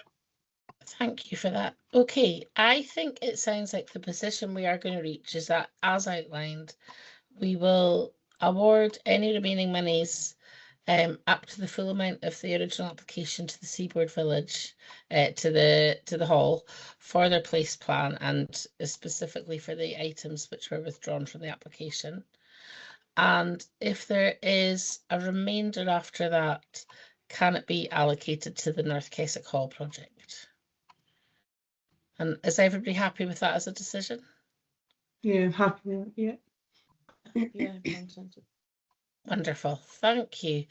Thank you so much. And I was going to say, I just think I'd like to thank you all for how we've dealt with this item, because I do think that although we are ward councillors, it just shows that we have that ability to look over the wider area and do what's best for our communities as a whole. So, and I'd also like to thank Lindsay and Alison and Fiona for all your hard work keeping these funds going. So thank you all so much. I really appreciate it. No, thank you very much, and we'll be back in touch. What we might do is send you around a revised breakdown of where all the funding is going for this, because we've obviously adjusted a couple of the figures there in between the papers coming out and the committee today. No, really, really appreciate it, and I really do wish all these projects the best of luck going forward. Great, thanks very much. Okay. Thank you. Right. So I think we're just waiting for Councillor Cockle. Oh, there he is. Fantastic. So we are now moving on to item number 5, which is the Housing Management and Performance Report. And I believe we have Jake and Aidan with us, do we? I know, just myself. Oh, just yours. Listen, it's good things in small packages. I don't need everybody else. It's fine. Okay, would you like to give us a quick, brief run through of the report? And I was going to say that I realise it really is just for noting, and then any questions from members. Would you like me to share the report on the screen, or does everyone have it? I think everybody should have a copy, so it should be fine. Great, no problem, no problem. So just starting with rent arrears. So you can see from rent arrears that across the 3 wards, the total current rent on our live tenancies have all fallen. So that's a testament to the hard work of our housing officers bringing the rents compared from Q4 last year to this year down, some by a significant amount. And that also includes not only the total rent owed by our current tenants, but the gross rent arrears for the annual rent due as well. So 3 wards have also dropped in that percentage as well, in 6.5. So it shows good work from the housing team supporting tenants to sustain their tenancy by meeting that rent paying obligation. And then for you can see in table 6.10 that's our tenancy enforcement actions. You can see that we have undertaken 3 evictions due to rent arrears during this financial year, but that only equates to 8.3% of the total core actions that we took, which just demonstrates that, you know, evictions remain the last resort for us as a service, and that we are, with so few ending in evictions, we are generally successful in supporting tenants to meet their rent obligations even during the late stages of tenancy enforcement, so they're able to remain where they live. And that's a mixture of supporting them through bankruptcy or supporting them into setting up a payment plan, family or friends being able to pay some of their arrears off, but it's equals non-eviction, which is a good result. In 7.3, our antisocial behaviour numbers, they generally replicate the pattern that you would see last year and across the other wards, where as the year comes to an end, there's a lot more cases that get closed because the ASB is resolved, but there's still some remaining either because they were opened during Q4 or they're just really complex, and sometimes the ASB is a complex one because of the issues that are causing it, and just, you know, people being complex individuals sometimes have vulnerabilities. And then lastly, on homelessness and allocations, you can see that our homeless figures remain stable, as well as our allocations figures. There was a drop in Q3 and 4 of the total allocations being made, but that's really just because we had new builds being developed and allocated in Q1 and 2. So for example, we had Edmonton new builds were allocated in August and Q2, so that's why there was the jump, and then they've dropped down to 42 in Q3 and 4, which kind of represents the natural number of allocations we do when we don't have a new build estate coming online. That's kind of the main takeaways from the report. But any questions members have, I'm happy to answer. Thank you so much for that. I think it's a really, really interesting report. And I think one of the things for me was looking at, you know, the number of homeless households across the different numbers of bedrooms required. And I think it's, you know, obviously the numbers are higher for people who are looking for, you know, perhaps single occupancy households. But obviously when we're looking at perhaps 3-bed households, we are talking about families then. Mm-hmm. And it's really just an awareness that is there, you know, a priority on families over maybe individuals, or would individuals be placed in higher bedroom houses, is where I'm going. In terms of 3 and 4 bedrooms, I can say that in terms of that 4-bed family, they do have an offer from Alban, so they will be getting resolved. And they were a more complex family because they had adult children and special needs and everything like that. So there was that took a bit longer than we'd like, but they now have an Alban offer, and that should be they'll be resolved. In terms of those 6 3-beds, when we do have 3 beds available, we'll firstly always look to see what homeless 3-bed families are in the community that are looking to reside in those areas, and unless the property is unsuitable for them because of doesn't have essential medical accessible facilities, or the location doesn't work because of historic issues with maybe residents elsewhere in the estate, we'd look to offer them the property in the first instance on a majority of times, because they do have to also balance that out against people who are 3 beds that might have very significant housing needs but have a tenancy, so the property could be wholly unsuitable for their medical needs, for example. So we balance that out, but we do look to try to rehouse our 6 beds quite quickly. I was thinking it's just that we don't have as many as we have 2 beds, for example. But when we do have, for example, 2-bed properties, if we have adults, parents with access to their children, we'll look to give them 2 beds, for example, so they can then have access to their child for as well. That's really useful, thank you. If I can pass it over to Councillor Coghill, please. Thanks very much, Chair. Thanks, Aidan, for the report. Really pleased to see the reduction in rent arrears. I think testament to the hard work of your team, as you said. That's really helpful for the council and I think probably for the individuals as well. Get them in a better place.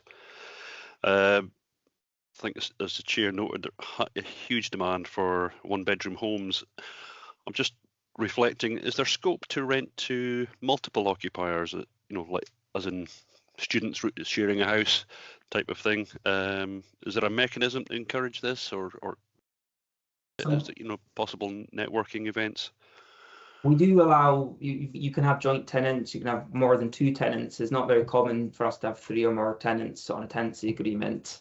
And we do occasionally will have 2 non-relations have joint tenancies together, or they may be brother and sister, but it's not that common for it to be non-relations or siblings to be renting.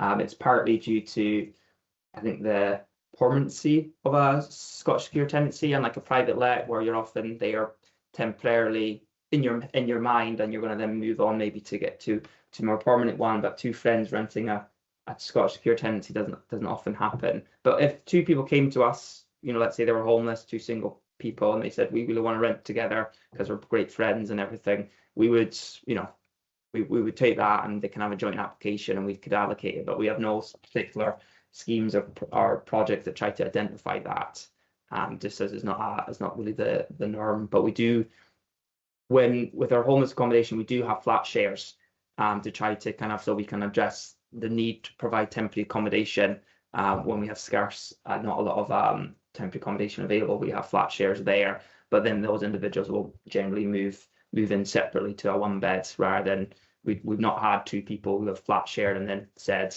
we want to then live together. Thanks, Aidan. It's really helpful.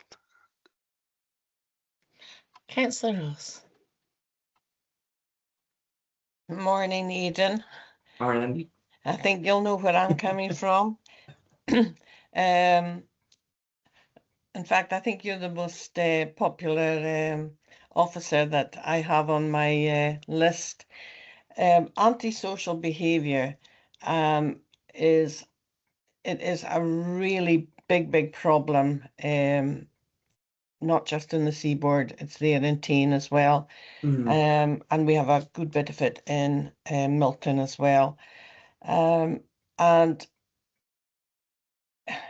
the biggest problem at the moment down in with us in the seaboard is rubbish. Their bins are spread everywhere. They just don't care. They don't care what they put in the bins. The bins are overflowing. We've actually got the sight of rats.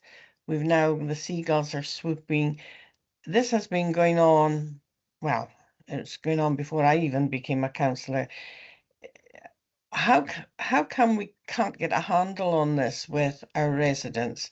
Because obviously the tenancy agreement asks them to look after their gardens and their rubbish and things like that. So can we get a lesson from another council who are maybe getting it right? Because we are not getting it right, Aidan. And the second thing I would like to bring to the meeting is the homelessness. I noticed that most people are individuals who are looking for a home, Mhm. which I'm on the commission, the Poverty Commission at the moment, and I've been looking at quite a few things on housing. And there's a chap called Josh Littlejohn, and he's an entrepreneur, Social Bites. He's got this purpose-built village that's going up in the Firth of Forth at the moment, and it's modular housing for individuals. Sorry, Maureen. Oh, I'm sorry. going to interrupt you. Can we stick to the paper, please? Yes, well, I'm just, have we And got these such discussions can housing? be taken offline. Okay, okay. Thank you. I will take that discussion offline with you, Aidan. Well, that's the only question then. Have we got something in place for antisocial behaviour? So yeah, so in terms of rubbish and everything, that is an issue that some estates have more issues than others. But then in some of and then there's some areas it's particular gardens rather than rubbish around the estates or bins being blown around and everything. We do speak to our tenants, contact them. We work with the waste team as well, because they have a waste awareness team as well, and that are meant to support tenants to get their to use the bins correctly. Because one of the main frustrating thing is people putting the wrong rubbish in or contaminating a bin by putting cans that are in a plastic bag. The plastic bag is what contaminates it, even though they put the correct things in the bin. So it's about trying to educate our tenants, but it is difficult because we can't be there to check tenants when they're putting stuff in the bins, and it's just about constant contact with them. And where we identify rubbish that's out in the public estates, we do contact the waste team to go and collect them. Or on occasions we've used community payback to try and clean things up. But it's about just constant communication with our tenants, and we have a tenancy sustainment assistant which we hired earlier this year, and she has been supporting tenants across East Ross. Some of them who have kind of one of their issues is around management of waste in the property and outside the property. So then their gardens start to look better, and once the gardens are in a better state, they don't then fall back into a poor state. So we do have that resource now that we're pinpointing to certain households, but it's only one officer, so she can't be sent to every single household to assist them with waste. But yeah, we're aware of this stuff in Ballantyre, and I believe my housing management officer had a meeting with the waste team about 2 weeks ago to discuss issues in Mansfield Estate, as there was, I think, one of the corners, there was quite a lot of issues with the blue bins being contaminated but being left out and everything. So we're aware of them. It's just trying to is this an ever going battle to try to get people to use their bins correctly?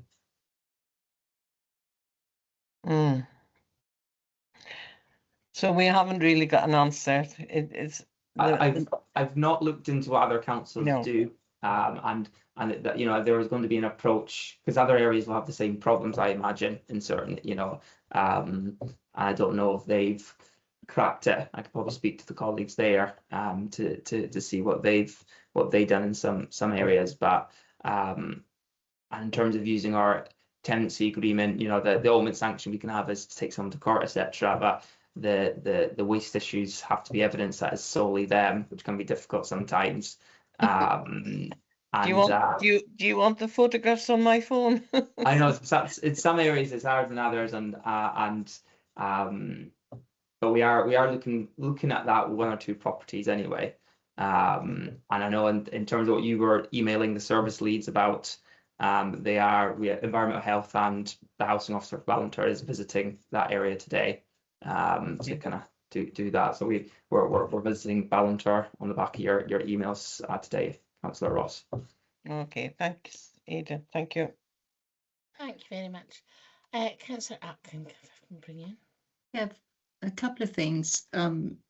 Following on from, thank you for the report, Aidan. As again, housing property reports or anything out of your team are always really clear and easy to read.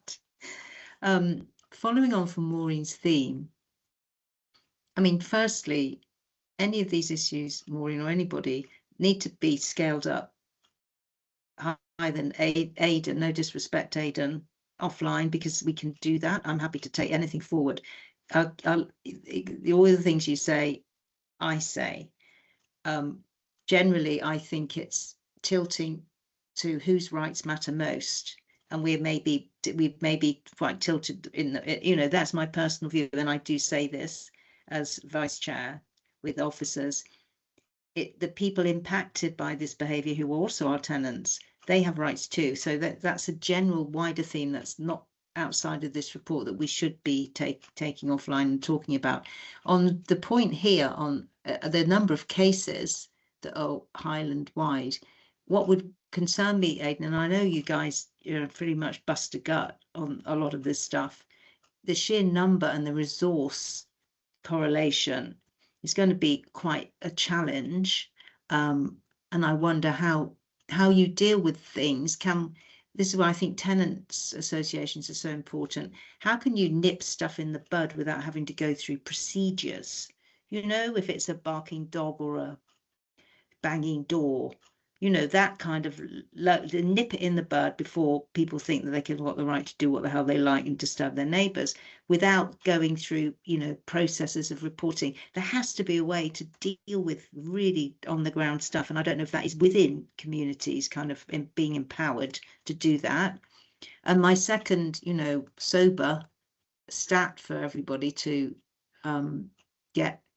just think about, although we're way better than Edinburgh on this, is homeless applicants are mostly is the myth is not they're not coming from outside, they're mostly within Highland, moving around or needing somewhere.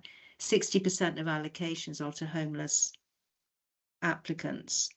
That's, take that in, because that's quite high, but in Edinburgh, it's like literally 100% nearly, I'm told by some senior officers. Their allocations is basically almost become a homelessness service. So I think we do pretty well, and it's great to see that the arrears are down. But on Maureen's point, we've just got to get a little bit tougher on the other stuff. That's my point. But thank you for the report, and thank you for the work you do, Aidan, at your level on the ground. I know the housing officers have to deal with a lot, and that your hands are tied by the law as well. So all power to your elbow in a way. You do your best, and I have nothing but respect for the job you do, which is a tough job. Thank you. Thank you for that. And last but not least, Councillor Edmiston again. You said that before. I did. It's turning into a theme. Yeah. Okay. Aidan, thanks very much, and again, thank you for all the help you've given me with my work, my casework. I really do appreciate that. I've got a few comments on this, one and a couple of questions. Like others have said, the rent arrears is a good result, especially when you consider there's been a 7% hike in rental. So if we compare that with the Q4 figure from 24-25, it's an even better result than might appear on paper, if that makes sense. So I'm pleased about that. I think one of the things we've talked a lot about antisocial behaviour. I think one of the problems when I've been dealing with it on my casework is I always struggle with this. Anonymity, and it's very difficult to complain about banging doors and barking dogs, and when even if you don't have to give your name, there's only a couple of people that would have I use the word loosely shopped that person, if you see what I mean. And I think people I don't know whether there's any way of dealing with that to try and wrestle with some of these problems. Any clues on that would be quite good.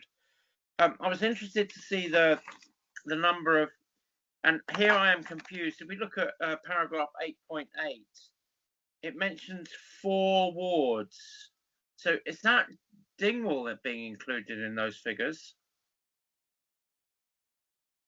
Yeah, so for 4.8, the way that our system collates the information for homeless presentations, it covers Mid Ross and East Ross. So that includes your 3 wards, but also Dingwall and Seaforth ward as well. It's just the quirk of the system that it can only present it on for all 4 wards rather than the 3. So Ding will obviously make. I would imagine we're roughly kind of 50-50-ish generally. In certain months, certain quarters, one will be a bit higher than the other. In terms of the share of the 2.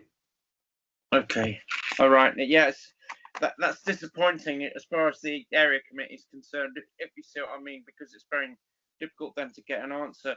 And I was struck actually by we look at the 4-bedroomed houses. One of the interesting things might be to compare how the availability for each 1-bed, 2-bed, 3-bed, 4-bed, etc. Because I know, for instance, the council only have 1 6-bedroomed house in the whole of its area, 3 across the HHR, and 5 bedrooms, and there's a demand, quite a big demand for 6-bedroom houses, and likewise for 5-bedroomed houses. So actually knowing how the availability is also a constraint on those figures.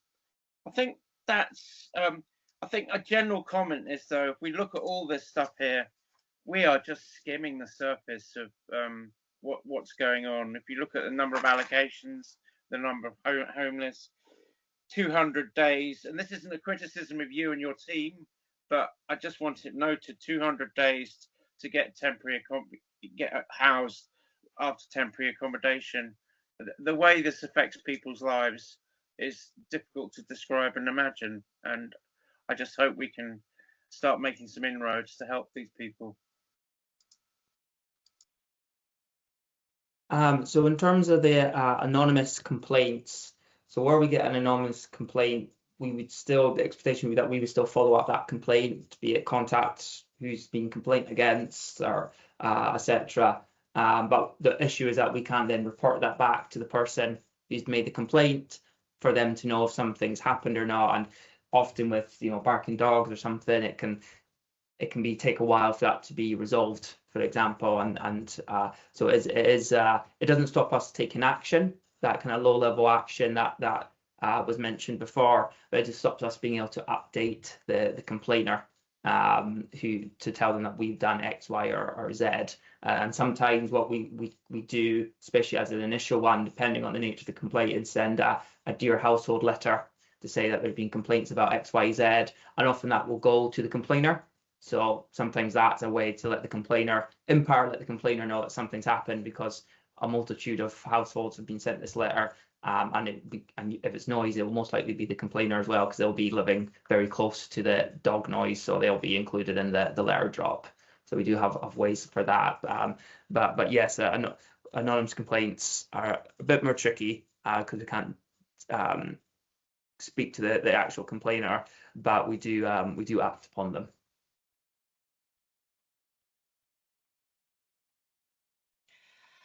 Well, Aidan, thank you so much for your time this morning. Our members, are we all happy to note the contents of the report? Fantastic. Yes. With your indulgence, I'm going to suggest a 10-minute comfort break and we resume at 12. Would that be in agreement with everybody? Fantastic. See you at 12 o'clock. So thank you for that, everybody. If we are now moving on to item number 6, which is the garage rents. So this is the item which was deferred from our last area committee, and sorry, just maybe a second. And I believe that for the garage rents, I'm just checking that we have got Rory McLeod with us for that. Is that right? Thank you, Chair. That's right. So, thank you. If you can perhaps give us a wee bit of clarity, because I realised that Councillor Edmonston had asked for a report and how that impacts on us making a decision for the garage rents. Thank you, Chair. Just in terms of the garage rents, the report is there in front of you to outline the impact of what a rent increase looks like, modelled on 8, 9 or 10%, which is what we went to consultation with for council house rents.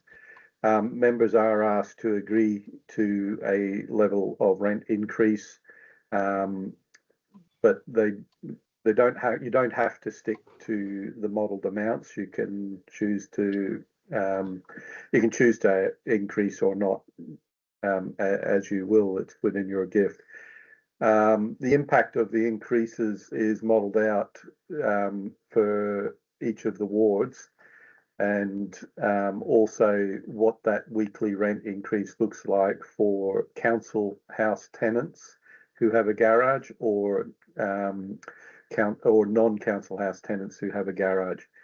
The difference in those amounts is that if you are not a council house tenant and you are renting a council garage, then it's not tied to a tenancy and therefore attracts value-added tax. In terms of some of the questions that members had at the last committee, which related to the condition, state of repair, and usage of the garage sites, I have asked Lachie McDonald to make sure he attends area business meetings, and I believe he's attended Ward 6 and 9. I'm not sure about Ward 7. I'll have to get an update from Lachie on that. But I am happy to take any questions that members might have, and clarify any specific points that they might have at this point. So I believe the report that Councillor Edmiston requested, and is still being worked on as far as I'm aware, is into basically the state of repair condition of the garages. And I believe that although that report has been started, that it's not going to be available for some time. Is that correct? Yeah, there's still a fair bit of work to do on it, particularly in Ward 6, which has got the bulk of the garages. And but I think probably the good news is that most of the garages are occupied, which means they are subject to use, and they tend not to deteriorate as much as if they are left unoccupied. But at the time of writing the report, there were, across the 3 wards, some 77 garages that are void. There are some perhaps cosmetic issues, I think, with some garages, but also some sites would have structural issues. And there's always questions in some of these sites because they are in council estates, and there are often some questions about whether they actually are well sited or fit for purpose because of the size of them, not necessarily fitting modern cars, and whether some of those sites should be demolished or returned to car parking. So that's the scope of the report that Lachie's team is preparing. And it will account for the levels of occupancy, state of repair, and the amenity of the garages within the sites that they're on. And he's hoping to prepare that over the next few months and be able to bring that to each of the wards individually. So, and my last question for you before I hand it over is, given we're probably now the last area committee to approve garage rents, what garage rent increases have our neighbouring areas perhaps gone for? I know some areas have gone for a 5% rent increase. I came out of another area that went for a 10% rent increase for garages and 15% for garage sites. Each of the areas have considered their own particular circumstances in that, but I think the bulk of the areas around Highland have gone for the 8% increase. Okay, that's really useful. Thank you. Okay, see, not last this time, but first it's Councillor Edmiston. Well, thank you, Chair, and thank you, Rory. And just to say that I'm really pleased that taking on board a desire to look at doing an audit, and in particularly the board, I'm quite happy to come, you know, not ask for a deferral or anything like that. We want a decision today about putting a rate increase, just so long as we've got this in motion. If that was your fear, Chair. I had a few questions. I'd just like to go. I'll try and be brief. I'm not sure whether the 30% void rate is as low as. I think that's still quite a lot of vacancies. It's not the case on the Black Isle, but if you look at both wards 6 and 7, there's a 30% void rate. And I'm going to be interested to see whether these are like permanently voided. We're not, you know, if we're not getting the churn on them, then we need to really address that. And I'd ask the chair if we could come back to committee, maybe, you know, after we've discussed it at ward level to look at what options might be available for this. I've got a couple of questions. Can a 2-tier pricing structure be put in between council tenants and tenants? I know that we've got a statutory difference by the looks of things. Can we actually have a 2-tier system? And on page 106, I think it's paragraph. I'll just look up the paragraph for you, Rory. You mentioned 7.3 that any additional rent income from the garages will be generated by the rent increase. It would be applied on a sort of like a pro rata basis to the budget for the garages, but I don't actually know what our current budget is for the wards or even the area for our, you know, maintenance and repairs of our budget. Yeah. Sorry, I'll let you finish. No, that's me done. Thanks. Thanks, Councillor Edmondson. Thanks, Chair. Just on the void rate, yeah, it's often the case where we've got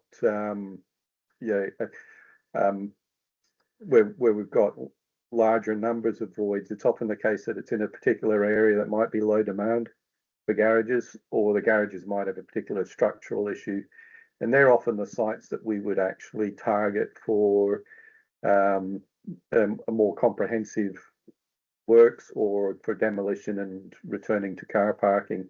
But that's something that will become clear in the reports that will be coming to ward business for the specific ward members to look at in their areas, and consider their options around those garages. With respect to the 2-tier charging, I think it is within your gift to create a 2-tier charging for council tenants and non-council tenants. However, that does probably create some system difficulties for us in terms of managing the differential rent rate, and it's something that has to be picked up at each void. So when we apply the rent element at the void, I'm not sure how practical that is from the point of view of us managing it within the system. But anything that we charge to non-council tenants would attract the appropriate VAT rate in addition to what the rent charge is. In terms of the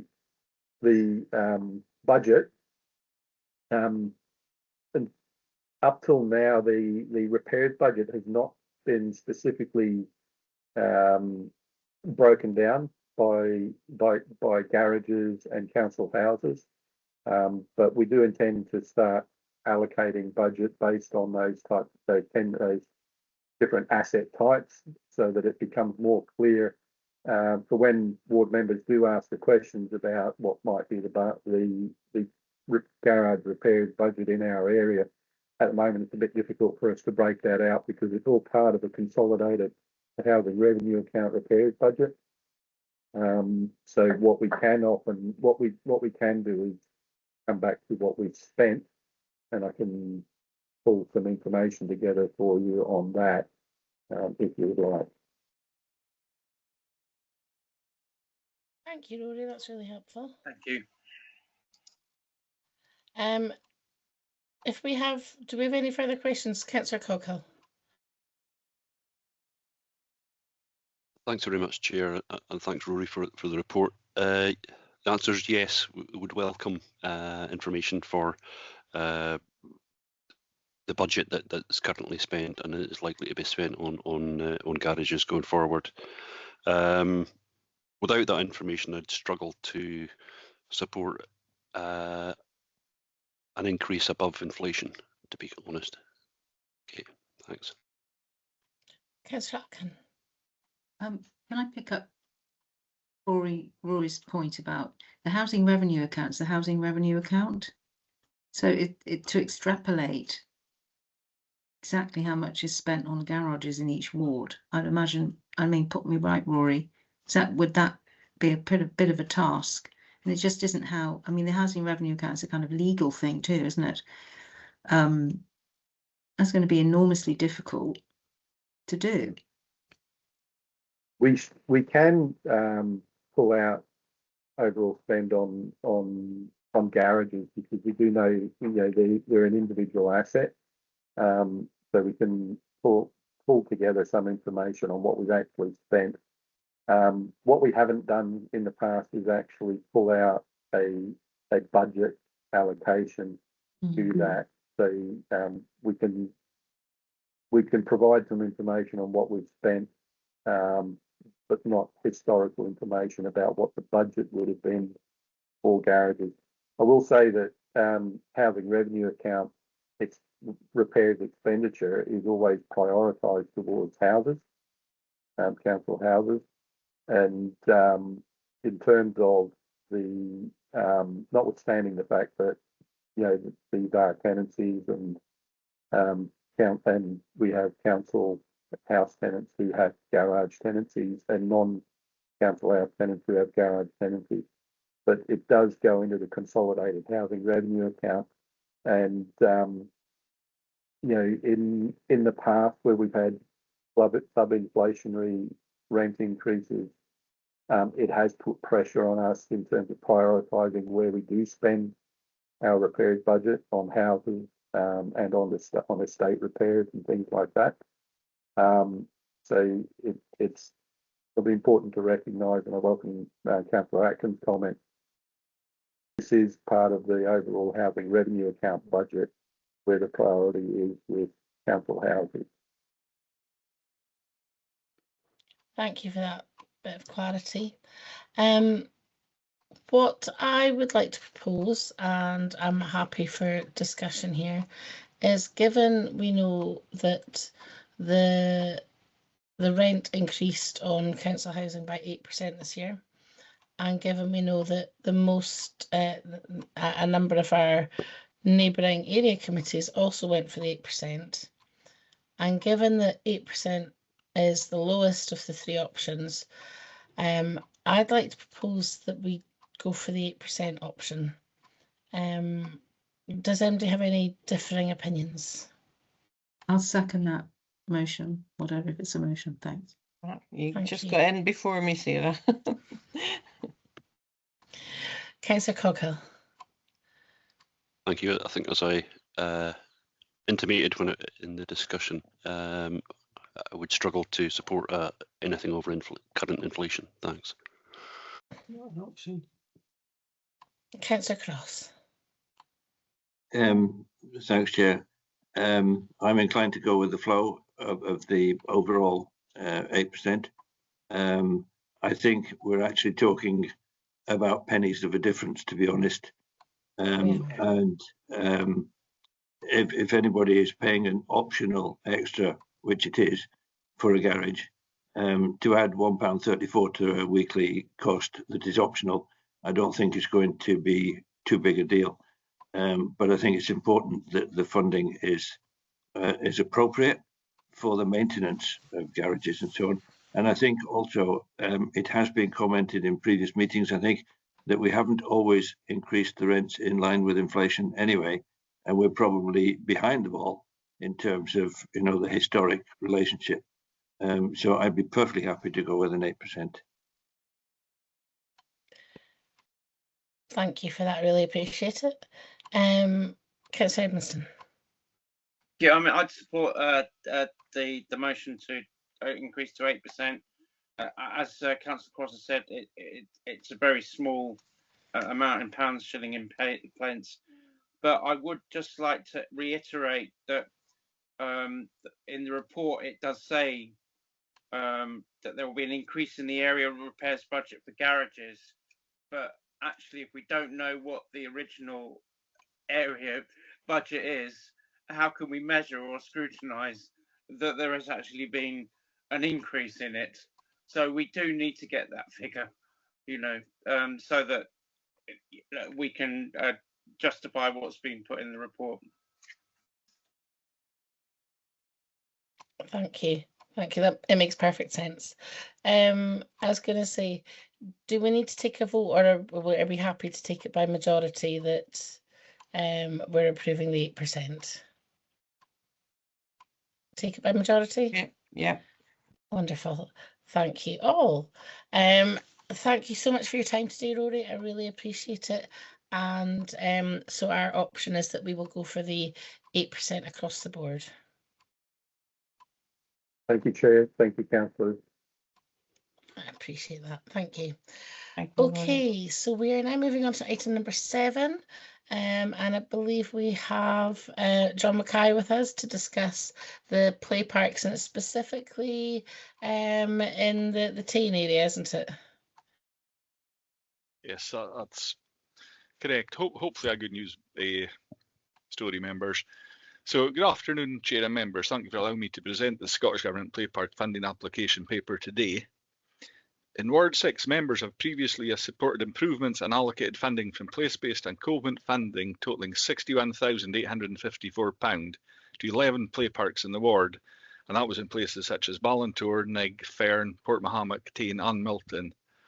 And following the latest consultation with members at an area business meeting, members agreed to support the proposals for capital funding for the Glebe Crescent, Seaforth Court and Tane Links play parks, and the breakdown for that is Glebe Crescent £26,015.58, Seaforth Court £15,263.33, and Tane Links £52,112.06.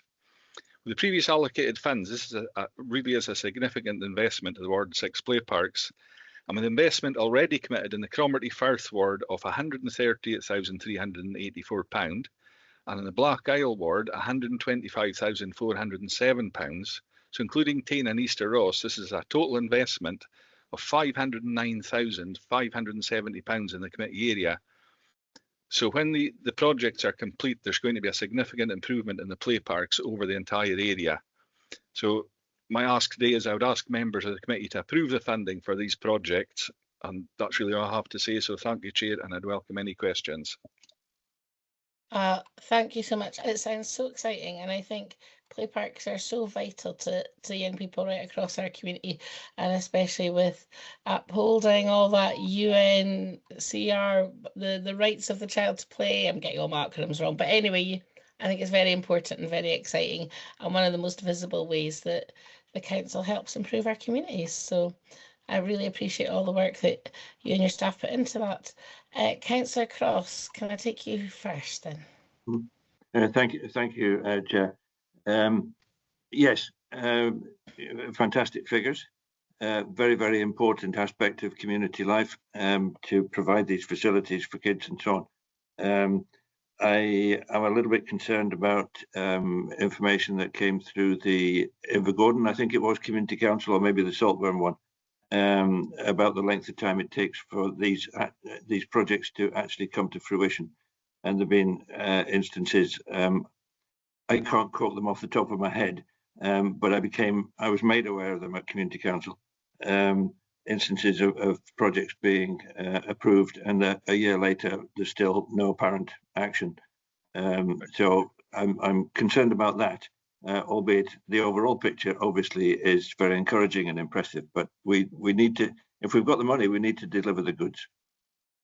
Councillor Cross, thanks for that. I'll try and answer that in 2 or 3 different sections. The first one is that when we're installing play parks, if we get an outside company to install the play park, we lose more than 50% of the equipment to the installation costs. So what we're trying to do is do it in-house. And obviously with the Scottish Government money, we're talking about million, well, your ward, your committee area alone is over £500,000.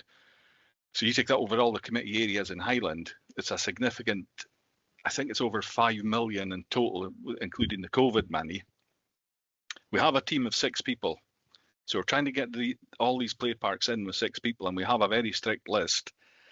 Unfortunately, we've had 2 resignations. One is out to advert now, and I'm hoping the next one will be out to advert very soon. So we've had, through no fault of our own, we've actually slowed down the installs. But the installs are going to take us well over a year to get every single play park up and running. But the discussions we had with members previously was they would rather the kids wait a wee while and get twice the amount of equipment than push ahead and get half the equipment in the play parks. That's the first thing on that. And specifically Saltburn, we have a trim trail to go into Saltburn. We did order it. It was approved last year at committee, you're quite correct. However, we've been dealing with a group in Saltburn that are raising funds to enhance the play park even further. They're talking about sorting out the football pitch, the goals, the fencing, improve the whole play area down there. Now we have, in total, the investment in Saltburn, I think off the top of my head, is over £50,000. Most of that kit is in. We still have one trim trail to put into that play park. However, what I don't want to do is go and put the trim trail in, and then the community raids funds, and the next thing we have to do is pull the trim trail out because because that's conflicting where we put the equipment. And equally, I don't want to put it in say the edge of the play park away from the rest of the equipment with the assumption that there's going to be equipment coming in. So we'd end up, one way or another, we'd end up looking daft. So we're working with the community at the moment, and I've got a meeting with the chair of the community council this afternoon. So we're working with them to see what they want to do. And where we are at the moment, we had a meeting with them on, I think it was the 26th of March, actually, at the play park to see what they want to do. We've made a wee bit of progress there, and the priority for them is getting the football pitch and the goals set out. But as I say, I don't want to go and put equipment in that we might have to take out again. That would be the very last thing I want to do. Apart from the reputational damage it would do to amenities in the Highland Council, I'd be frightened that it would actually damage equipment as well. And I don't want to get in that situation of either damaging the equipment or not being able to put new equipment in because that stuff is now in the way. Hopefully that explains the situation in Saltburn. But we are working with the community there. It absolutely does, and thank you for that. It's much clearer to me now, and appreciate the challenges that you've got. Thanks. If I could take in Councillor Coghill next. Thanks, Chair, and thanks, John, for the report, and thanks for your input offline prior to this meeting today, which has allayed a number of fears that I had, or that was raised by the community locally. So I'm really pleased that you're getting underway with the chair this afternoon. Yeah, I mean, I welcome the investment across the whole of the Black Isle and East Ross area. It's tremendous to see, and more power to your elbow. One thing I noted that you say you've got your 2 people short, sort of a third of the team disappeared. Is there anything we can do to give you a better opportunity to replenish that team?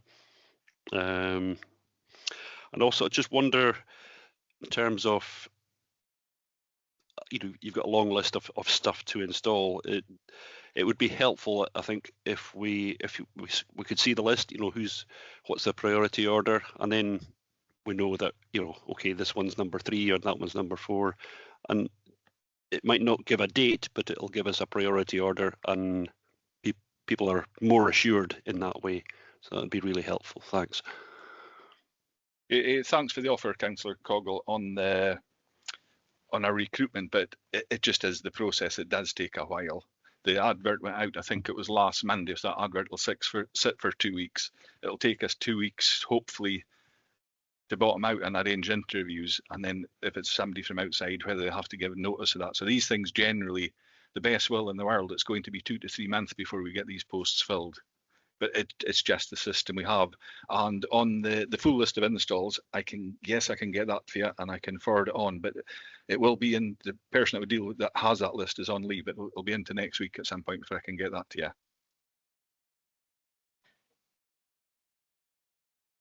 John, you never know, there might be a fully qualified play park installer watching this area committee thinking that's the job for me. It'll be nice. If I can pass on to Councillor Atkin, thank you. Can I just come back to what we're actually deciding with this paper? So this is Ward 7's share of what we agreed 4 years ago for the budget over, and yes, they needed the approval of this to spend this money, but we got our approval before, correct? That's correct. It's fairly yes, straightforward. Sorry for this dog barking. It's a fairly straightforward ask of the paper, isn't it? Do we agree this money or not? I mean, if we've got any ward issues, I mean, we've all got them actually. That's for ward business meetings, and if things need to be scaled up, then I would go to the senior officers in communities in place and the senior chair of the committees in communities in place, who I'm sure are always available for our. Yes, and if they're not, we just make sure that they are with our the concerns.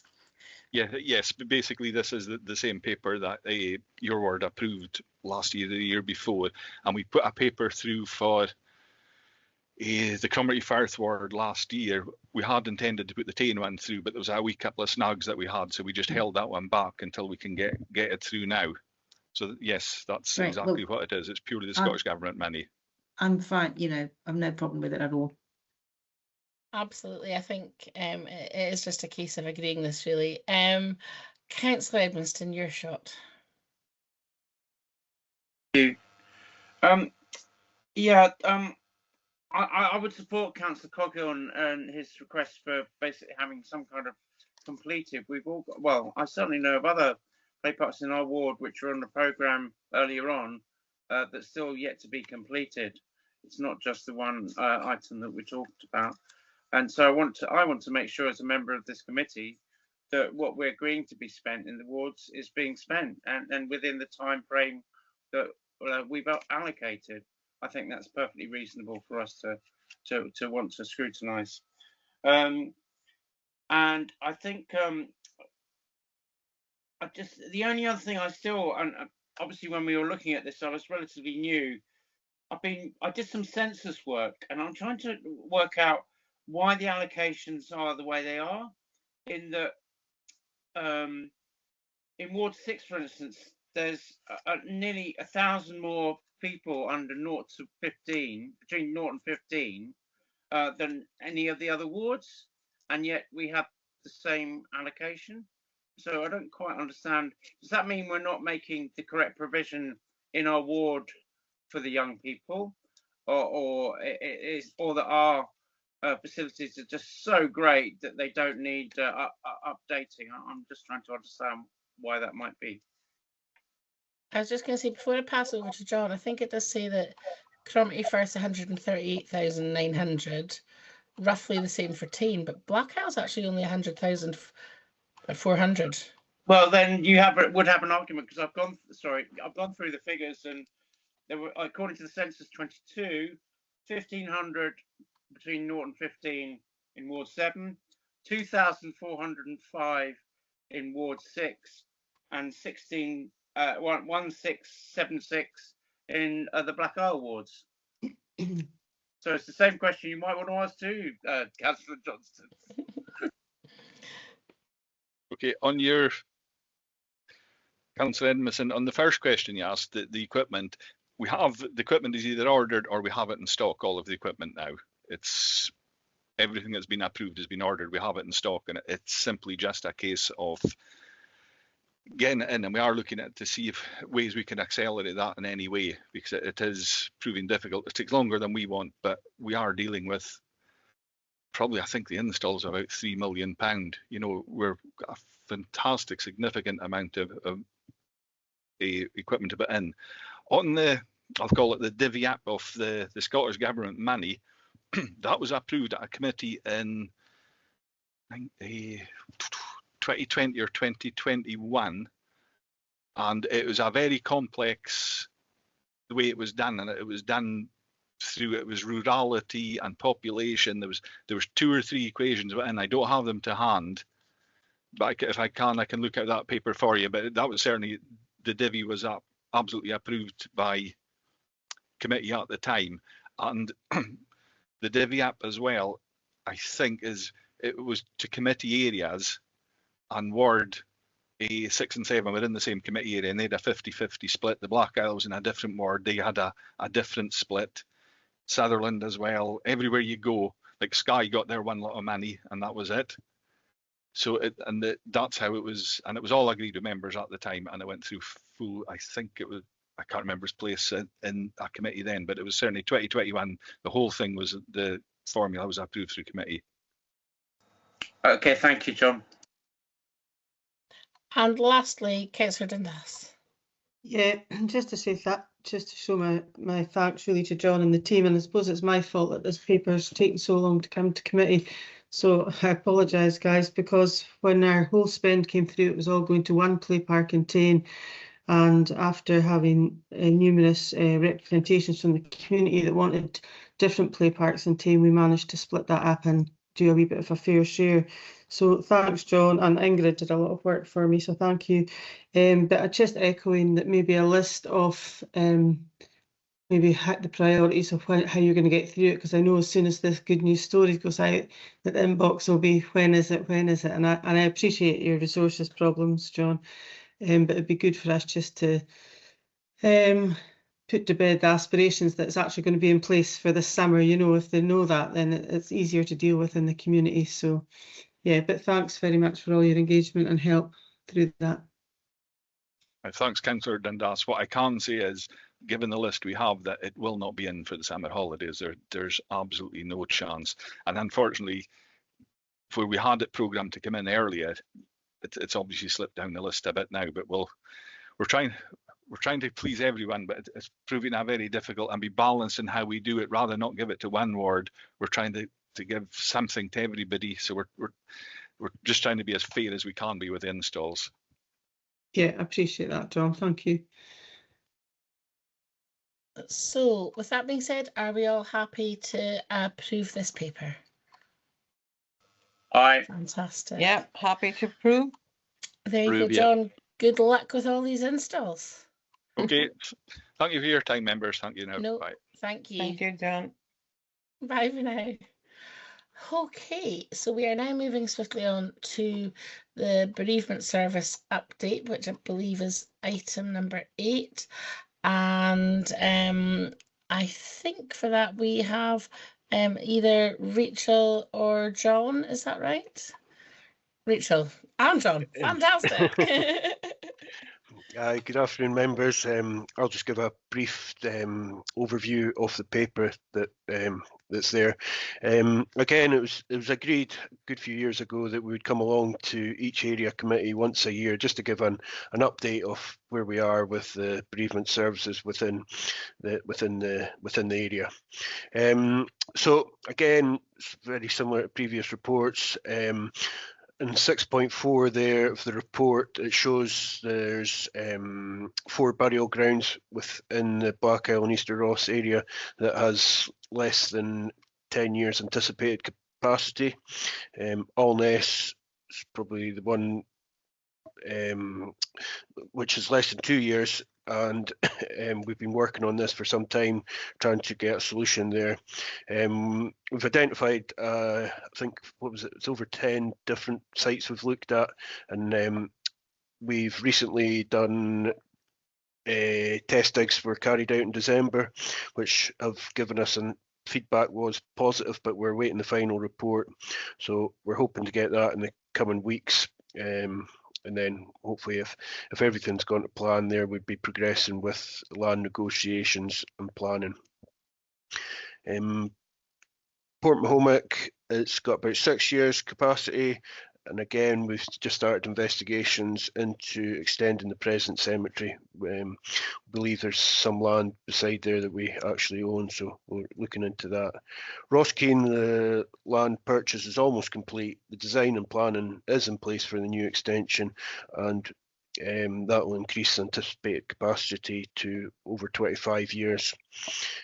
And finally, just in Tor, although it says in the appendix there that we've got 7.5 years present capacity, the local team have identified areas for more layers within the cemetery, and we're looking to, and there's also some other areas within the boundaries that we can extend with a little bit of work. So the Tor's not really causing us too much concern at this time.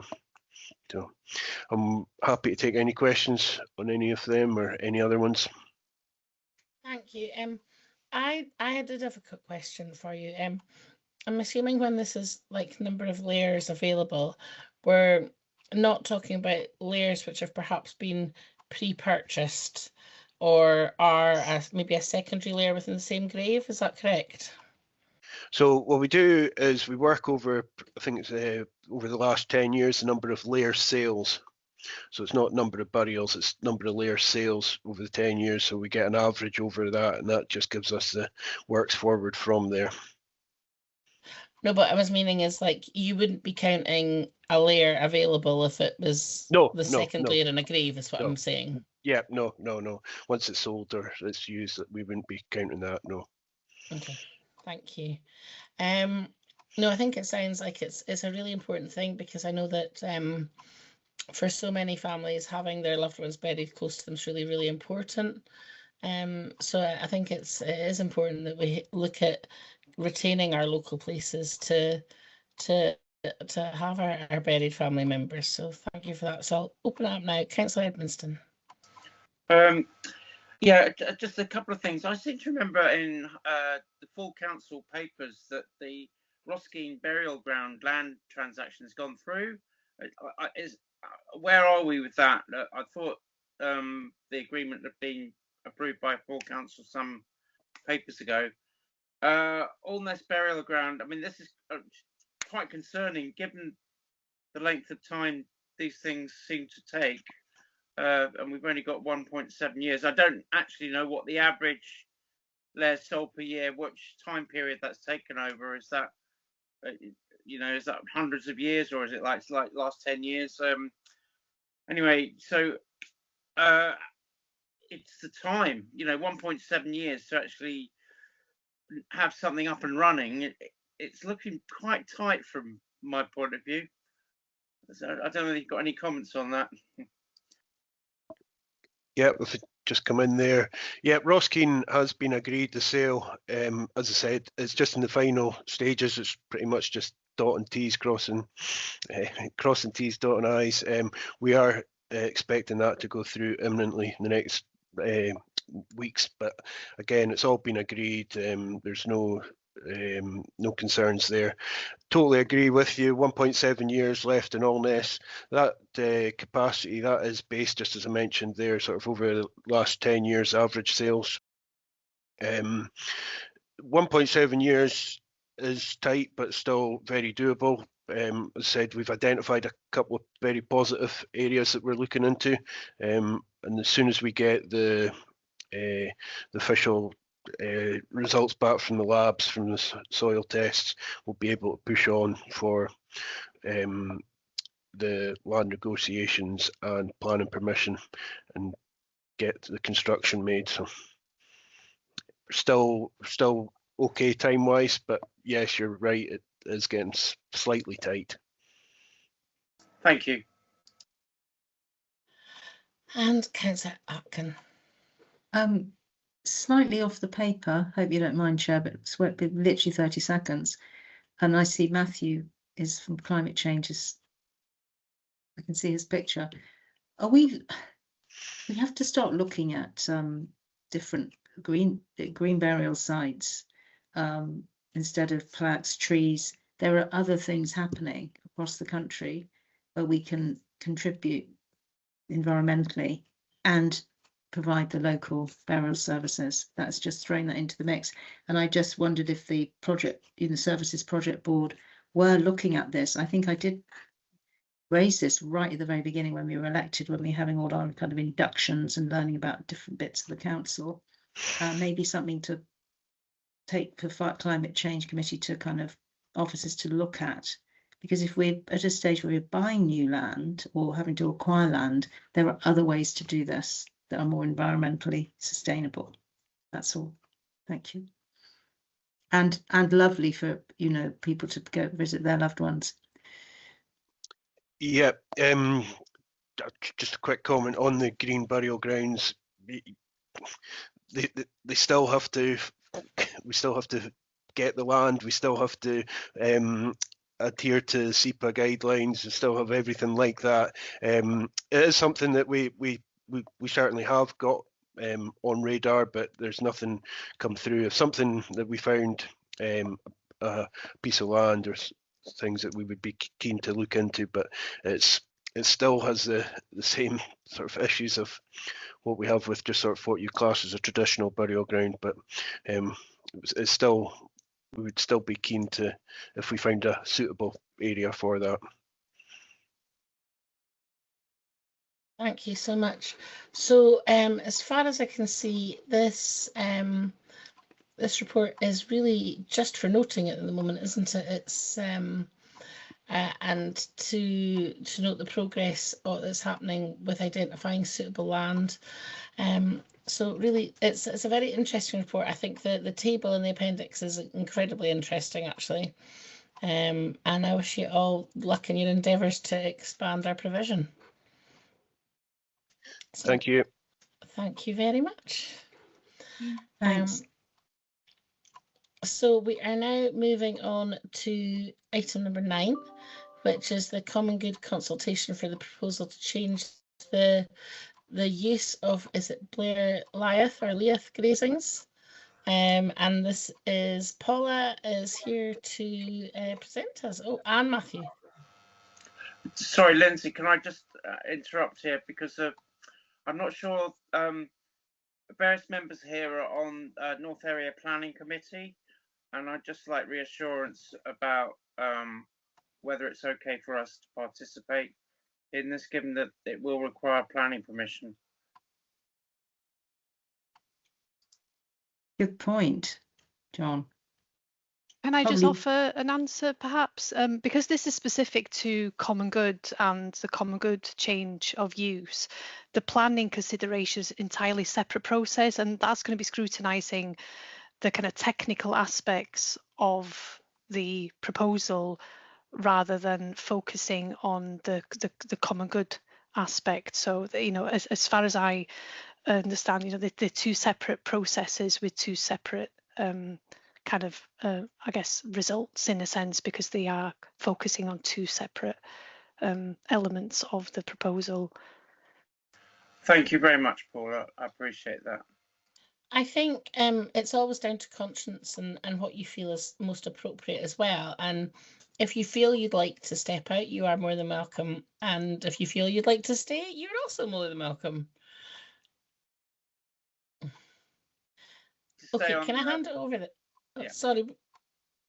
Can I hand it over then to give us a bit more background to the report then? Great, thank you. Yeah, thanks, Chair. Yeah, so yeah, the report before you, members, is the outcome of the public consultation in respect of the proposal to change the use of two properties in Tame. And the properties are located in Blairliath, and the first site is the 13-acre site to the north and the 4-acre site to the south. Both are currently kind of designated as grazing lets. One of them is occupied, and the other site, the 4-acre site, hasn't been occupied for a number of years. A report did come to committee last November to inform members of the proposal, and that is to install ground-mounted, beg your pardon, solar photovoltaic arrays on the site. So the 13-acre site, which is currently occupied by a tenant, so this would only be partially developed. So the majority of the site will still be available for grazing let, and the idea is to install the infrastructure to generate renewable energy for the Scottish water waste treatment site. And then in terms of the 4-acre site, that is, like I mentioned, that's been vacant for a number of years, and the proposal is to fully utilise that site, and it would generate renewable energy for the Glenmorangie distillery. So both sites will have a very small a small battery storage system to support the infrastructure, and for obvious health and safety reasons the sites would be fenced off, limiting public access to those areas during the operational period, which is expected to be around 25 years, and both sites do require planning permission, where the technical aspects of this proposal will be then scrutinised and looked upon. So prior to members agreeing to the common good change of use proposal, the consultation was required to inform the decision-making process. And just to confirm, members, that the proposal does not require court consent, because both properties are considered to be alienable assets. So therefore, there's no further consents required in terms of the common good anyway after this committee. So just a bit of a recap in terms of the financial position. So in terms of the 4-acre site, so this currently does not generate any income for the Tain Common Good Fund. And in terms of the 13-acre site, it does generate about 1,700 from the current grazing let. So the proposal is expected to generate a source of income, and the Tain Common Good Fund would see a portion of that. And the project is at an early stage. It does require further development to work out the business plan, and the financial return to the Tain Common Good Fund will be made available and confirmed at committee at a later stage. I'd just like to also point out as well, members, that Scottish Government guidance has been followed to guide the consultation process, and this is noted within the report. I'd like to draw your attention to Appendix 2, the representations and responses document. I'm not suggesting we go through this in detail. However, Appendix 1 does provide a summary of the responses, representations and responses received by members of the public and the council responses to those. Members are duty bound to have regard to the representations received, while also reflecting on the responsibilities as custodians of the Common Good Fund in reaching a decision on how to proceed with the proposal. So to summarise the consultation, therefore, so a total of 280 representations were received during the 8-week period. The majority of those comments, however, did relate to the track campaign.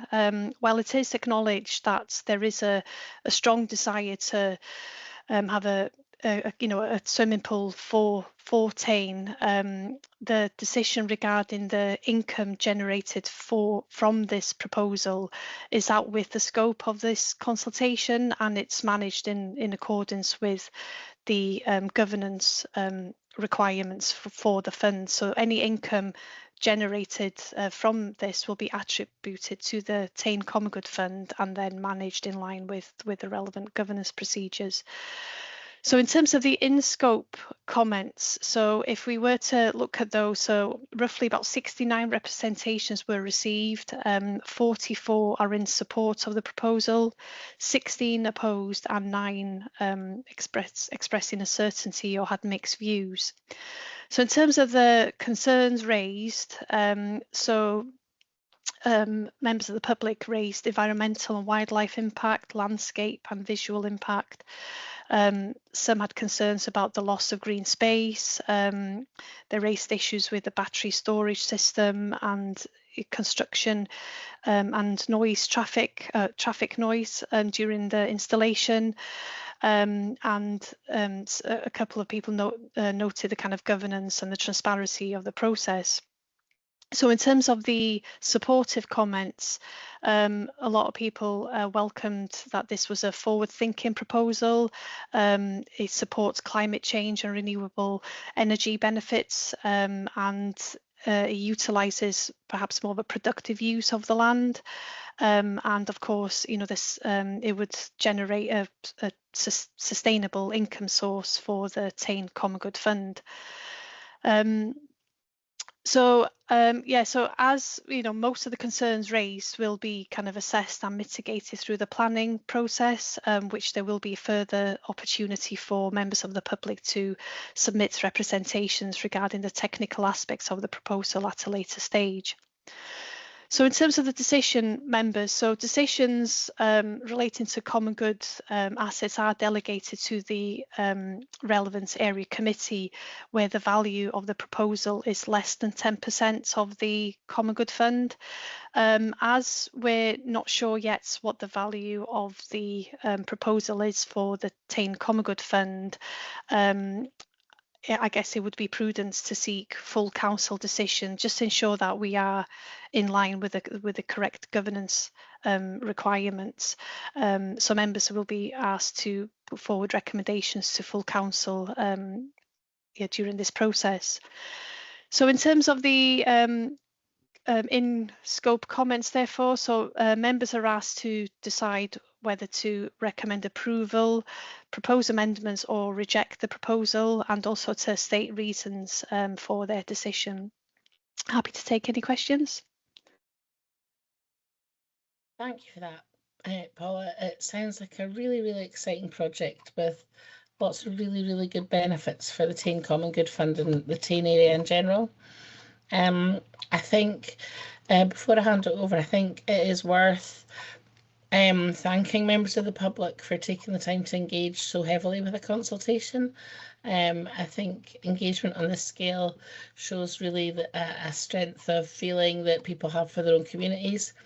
And while the views of the opinions related to track are to be discounted, I think it also again shows the strength of feeling in the community for that project. So I think it's worth thanking members of the public in general. If I can hand over first of all though to Councillor Dundas for your opinions as local members. Thanks, Lindsay. Yeah, this is going to be really difficult for us to, well, for myself to, whilst I support this and it's going to bring many benefits to the Tain Common Good, a good financial income stream, I do believe that the amount of representation that was shown in this Common Good consultation was because of the feeling towards the track, and I do have a reservation that if they knew that their comments were not going to be taken on board, would we be sitting with a very different result here today from the consultation. So I feel really uneasy to make that decision without the community actually knowing that their comments are not going to be taken on board. And I don't know, Paula, maybe it's your advice I'm looking for. Do we go back to the community and tell them first before we make a decision that your comments are out with the scope and, you know, we're going to come back out to consultation? What does that mean time-wise for us? Would it mean that we would miss the opportunity with Scottish Water, who are almost shovel-ready on that side? I just feel I have to put across the views of what I feel that my community would be saying just now at the moment. Whilst I'm supportive of it, I think we need to reflect on how they're going to feel about this, and I don't think they'll be very happy with where we're sitting at the moment. That's my point. Yeah, so in terms of I guess, you know, the proposal was specific, you know, with regards to the change of use of the land. The consultation wasn't asking how the money should be distributed. So that's something that will be looked upon when members then, you know, set their annual budget setting for the Tain Common Good Fund, and in line with the governance and you know, the Common Good policy. You know, the income from that will be looked upon, and then if there's any surplus income from from any income to the Tane Common Good Fund will be kind of then looked upon to see if there's any opportunities to distribute the surplus money to benefit community projects. And that's the policies available online, and I'm happy to direct anyone should they want to view a copy of that. Yeah, and I totally understand and appreciate that, but I think because we don't have any financial figures, would these people that made all these representations think, well, no, we'd rather keep it as a green space for Tane than... I just feel that it hasn't been explained properly to the community, that their views haven't been taken on board here today. And I'm very nervous and conscious that we aren't acting for them without going back to them. So I don't know how you feel, Councillor Ross, about this. It's very difficult. Councillor Ross, I can bring you in now. Okay, yeah, I'm of the same mind as Laura at the moment on this one. I don't know whether Connie's online or not, and she can give. Oh, she isn't. Sorry. I feel that a lot of people came back on that consultation with track in mind, that this was a source of perhaps income where we could even borrow funding for towards track. So, but at the end of the day, we also have to think, is there a, you know, if we go ahead with this change of use, which, I mean, I'm in agreement of a change of use, but is there a model then that we can adopt where the funds can be, I'm not saying bypassed the common good, but the common good can actually do exactly that, do a common good to the track. So I think is Matthew on the line here as well. He talked about different models for us, but we're probably not at that stage. This is not what we're asking to make a decision on at the moment. It's the change of use. And that's what makes us nervous, is that us agreeing to a change of use, which we would have to do to get to the next stage, will the carpet be pulled from under us after we say... Could I maybe offer an opinion now? Obviously, I'm not as deep in this as you are. But looking at the paper, it looks to me that perhaps the reason the waters got muddied is that the consultation was circulated by track. And it looks that perhaps people took that to mean that the consultation was issued by the council. Yeah, but it said it says in 7.1 that a questionnaire circulated. So it was our questionnaire, but it was circulated by track campaign group. So I wonder if the fact that the track campaign group circulated the council's consultation, that influenced people's thinking, that it was in line with track. I think when I'm looking at this paper, I would say that the money that comes into the Common Good Fund, it's up to as the custodians of the area committee to think about how the money in the Common Good Fund is spent, and that's almost a secondary and further on process to where we are at the moment. And obviously, if we didn't go ahead with this, then there would be no additional income coming into the Common Good Fund, and nobody's going to benefit. And it's a bit of a dead duck, isn't it? Whereas if there is money coming into the Common Good Fund, you have the opportunity to spend it as you desire. Yeah, we get that, Lindsay, but what I'm trying to say is it didn't just start at the consultation process right at the beginning when there was talk about Blairliath solar array, way back when we were awarded the money at council. It's gone back as far as that. And I do believe that people think when they filled in the questionnaire that they would have an impact. And what I'm trying to say is if they knew it wouldn't have an impact or a part of the decision making, would they have come back with a different answer for this change of use? You know, if their comments have been taken out of the scope, which they have done, which is correct, the correct process to do, would they have then come back and said, well, we don't want a change of use, we want to keep it as grazing? I think, though, the other thing is that even though they were out of scope, it is worth noting that they were majority, almost, you know, not far off 100% in favour.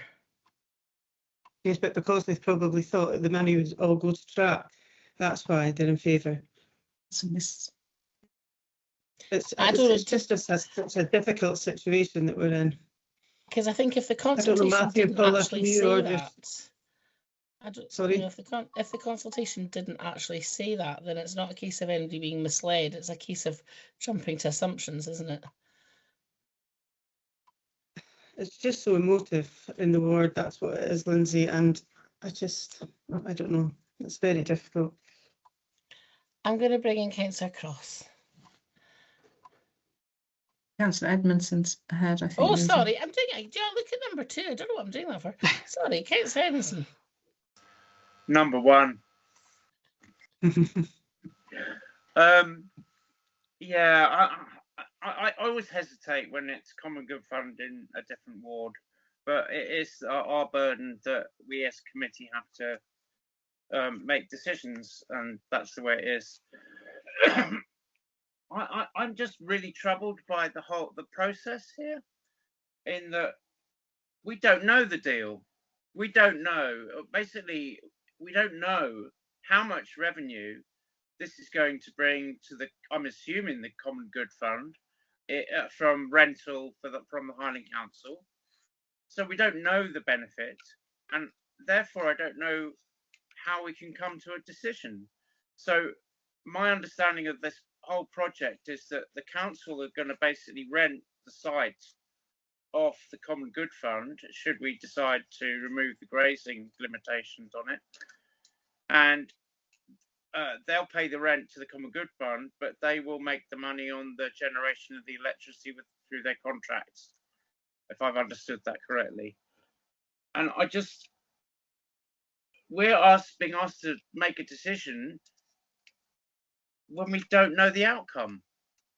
It might be a very simple thing about removing the grazing rights, but the reason why we're removing the grazing rights is for this project, and the revenue generation, we have no idea. It might just break even, in which case there's no benefit to the Common Good Fund.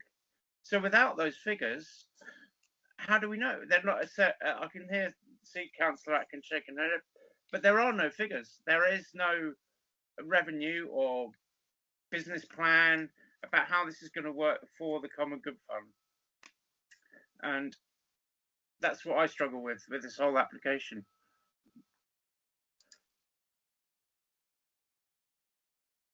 Thank you. Councillor Cross. Yeah, I sympathise with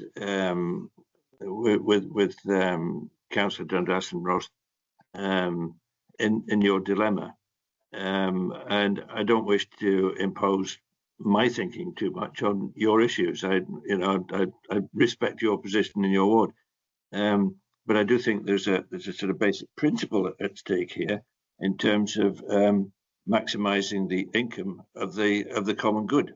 And if we're about to embark on a process that is going to enhance the capacity of that fund, then that seems to be something that's good in principle. And it makes me think that are we at a point where we could possibly be making a decision in principle to support the idea, and pending a bit more information. And I realise I'm kind of waffling a bit here, but I do think there is a principle in terms of good stewardship of the common good funds and maximising their income, and that's kind of my view of this whole issue. Thank you. No, thank you, Councillor Cross. And Councillor Atkin. I'm going to second that. Lauren Maureen, I don't think the technical term of when you say, oh, that doesn't count. Well, it does count in your thoughts, and the expression of feeling is evident in the consultation. But the process can't lock anything in at this stage anyway, where the money's spent. That has to have, within the Common Good Fund, you have to have that flexibility. So this project was surely thought about a while back before the track. And as Councillor Johnson said, I think there's been a merging of feeling. I mean, I wouldn't personally say 280 responses is massive anyway with the population. I think we have to find, that's another issue, different ways of getting to people to engage in this kind of stuff. And Councillor Edmondson's point, I think, but it is an attempt to maximise, to find ways of maximising the income, which is the kind of duty, isn't it, of the common good, to do your best for the common good, whilst appreciating we're not actually making this decision today. It's going to be a full council decision, and I think the community will know that their voice has been heard. Of course it has. I've just we read the papers, so I think there is an argument to say we hear you. Let's get this over the line, because without it, there's nothing to discuss anyway. That's the argument. I would absolutely sympathise. It's going to be tricky because it's conflated. The track and this have been conflated, as Councillor Johnston said. But I think you can go with your head high and say this to this stage, because without it, there's no opportunity. I think that's quite a powerful argument for you as local members to make. I am not going to say to your constituents in your ward that I'm dismissing their expressions in everything I've read, and I think that I would say the same for everyone on this committee. It's evident that how much support there is within your community for track, but aside from that, there are more than 280 people. It's a much wider community anyway that don't seem to want to engage in these kind of consultations, which is something we should all try and address, I think, as a council. Thanks. No, thank you for that. And Councillor Cockle. Thank you, Chair. Thank you, Paula, for the report. I just wanted to reflect, I think, on the local members' point of view, that there seems to be a bit of missing feedback to the community to set out how the money might be used. And I think support Councillor Edmondson's thoughts on the lack of any projection of cost benefits. I mean, somebody's done a back of a fag bucket at least on this before investing the time and effort into bringing up this proposal. So we must have an idea of the likely income stream and what the deal might be. I can believe that that's certainly a bit of negotiation within there,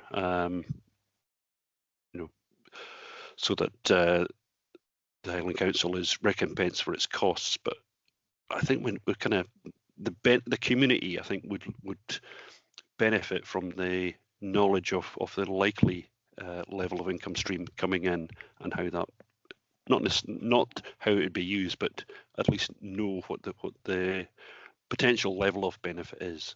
That would be my thought. Thank you. Thank you for that. Paula and Matthew, can I ask you to sort of come back in and maybe address some of the councillors' fears or worries or concerns? Yeah, I'll pass on to Matthew. Maybe he can give a bit more of a context why this lack of the financial information at this point, in terms of the figures of how much that would bring to the Tain Common Good Fund. Yeah, I'm quite happy to answer. I know the local members I've discussed this previously. I think the issue comes because we talk about two sites, and at the moment the council hasn't made a financial decision to invest on either of them, and we may operate different models on both sites. So we talk about the Tain North. Well, I'll talk about Tain North, which is the one that feeding the Scottish Water site, and Tain South, the one feeding the distillery. if you look at Tane North, it's quite a small site. So when we actually get the cost to develop it, and we can't really progress how much we can charge rent to the cost per kilowatt hour to Scottish Water until we have planning and things like that. And we know our development costs to work out sort of cost we can charge them and the return we get it. On that site, when we get down into talking to the common good side of it, it may be better for the common good to get a land rent on that site, whereas the Tane South site, the one serving the distillery, maybe an equity share, so a profit share on that one. So at the moment, because there's two sites and one's quite small and one quite large, there may be different models for each site, and we haven't. It's quite a new adventure for the council to develop these solar arrays, and these would want to be some of the first. So there's still a learning curve for the council to work out exactly how much these things are going to cost and how much we can charge individual parties. I think when we get down to the sort of once we've got planning in place, we would then talk about like the rental at that time. And as landlords, there's still the landowner. There still has to be a discussion with the common good and yourselves about how much rent and things or equity share we'll agree on.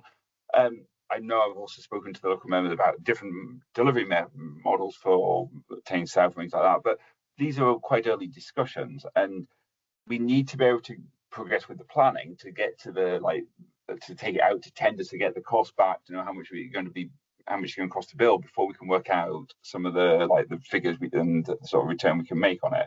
So, well, I sympathise with the members, I sympathise with the public, and we are asking them to approve this change for the common good as the first step of it. There is a number of other steps along that process, planning, and then as you say, the actual lease agreement between the land and things like that to do. So I understand how what the track want out of this, but we need to kind of do these steps to get to sort of an agreement down the line. And I think it's maybe just how we phrase that going forward. We just need to be very clear on. Councillor Dundas, I can bring you back in. Thanks, Lindsay.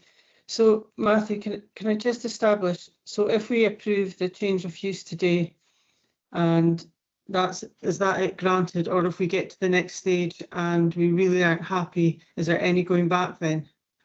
Oh, if it's approved, it's approved, there's no going back. Is that correct? Yes and no. You would still be the landowners, and we would still have to agree a lease with you for the land. And so it's not a fait accompli. There still has to be that agreement going forward from the way I understand it. So all you in theory doing is giving permission to change the use. You haven't agreed to rent me the land as such. Okay, that's fine. Also, I'm just wondering, am I right in thinking from the papers that the small site is currently not used at all? It's not. So it's not generating income, but it's also not losing money either. Is that correct? The site to the south of the railway line is not leased, and it is not leased as a grazing let, and hasn't been leased as a grazing let for a number of years. It's offered, but it has nobody's come forward to rent it. In terms of the Tane North one, the one next to the Scottish Water, that's slightly awkward because it's not included in the grazing let currently, but the tenant is actually using it as part of their let. So it wouldn't actually take away anything off the grazing let to the northern side, but apart from it will take it out of the let, but you won't lose any. Okay. And it won't lose any land as such. So my thinking is that as custodians of the common good, our first duty is to protect the common good. And that with the smaller site not actually being used and not actually being rented out is almost a liability to the common good, whereas having its change of use and potentially being used is an asset to the common good. So there is a kind of almost inbuilt imperative that you make the best value for money from the land. Anyway, Councillor Ross, your opinions. Yeah, thank you, Matthew, and I'm glad that you've explained a bit more to all the members. I was aware of all that you were talking about, and I'm glad that you said it on online. And yes, I do agree that we have to have that first step of the change of use, and we have to have that before we even look at different models further down the line. So, and take into consideration what the people of Tain want, as well as just whoever's looking after the common good. So thank you for that. I was also going to say that whatever we decide today is still got to go to full council. So although we would be making a decision, it still needs to be basically ratified, doesn't it?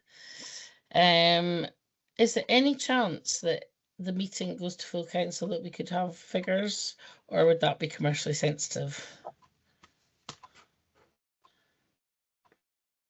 To be fair, there is no figures. That's the problem we have. We haven't got a development cost. We haven't entered detailed discussion with Scottish Water or the Glenmine Distillery. Well, they're both working with us. We haven't agreed anything. What eventually will happen, we'll have to agree. We'll have to sign an agreement for what's called a power purchase agreement between both parties. But until we know our development costs and the sort of lifespan of it, the sort of battery energy storage side of it, which we haven't done in that detailed design yet, we can't generate those costs. We can. I think one of the members talked about back of the fag packet. I can do some very basic back of the fag packets, but it depends on the delivery methods and the models we move forward. But I think I would be uncomfortable putting the back of the fab packets down as part of a committee paper or which become public knowledge, because they would be just back of the fag packet sort of figures, and I wouldn't want to be held to account to those at a later date should for any reason we change the process somewhat. So I've got a question then that sort of yeah. So if we can't have the figures, say today we do decide to push forward to the next step and remove the grazing rights. Can the grazing rights be reinstated if we change our mind? I think that's a question for Paula. In terms of like, normally when you do planning applications, it's only once the development is actually built, the change of use is affected. So up until that point, it's still grazing. But I don't know. Paula might have a chance for that. Yeah, no, it would still be, it'd still be for grazing up to the point where the development is, I guess, going forward, and we know that it's viable and it's happening. So until it goes through the planning, and yeah, I guess it's been so there's effectively installed. Nothing to lose by making this decision today. Yeah. Can I just add in terms of the figures, members? So I see this as is adding value to the current, I guess, the current income that the Tain Common Good Fund are currently getting from that. So they're not going to lose any income from the bigger site. And so apologies if we're kind of going over things that we've just already mentioned, but that income on the bigger site will still be attributed to the Tain Common Good Fund. This is like an additional opportunity to build on that. So even though we haven't got the figures today, it will be additional income. So it won't be a loss on the current use of that land, because that bigger site will still be available to let, and that smaller site is currently not generating income whatsoever. So there's no loss at all. If anything, it just adds to the Tain Common Good Fund.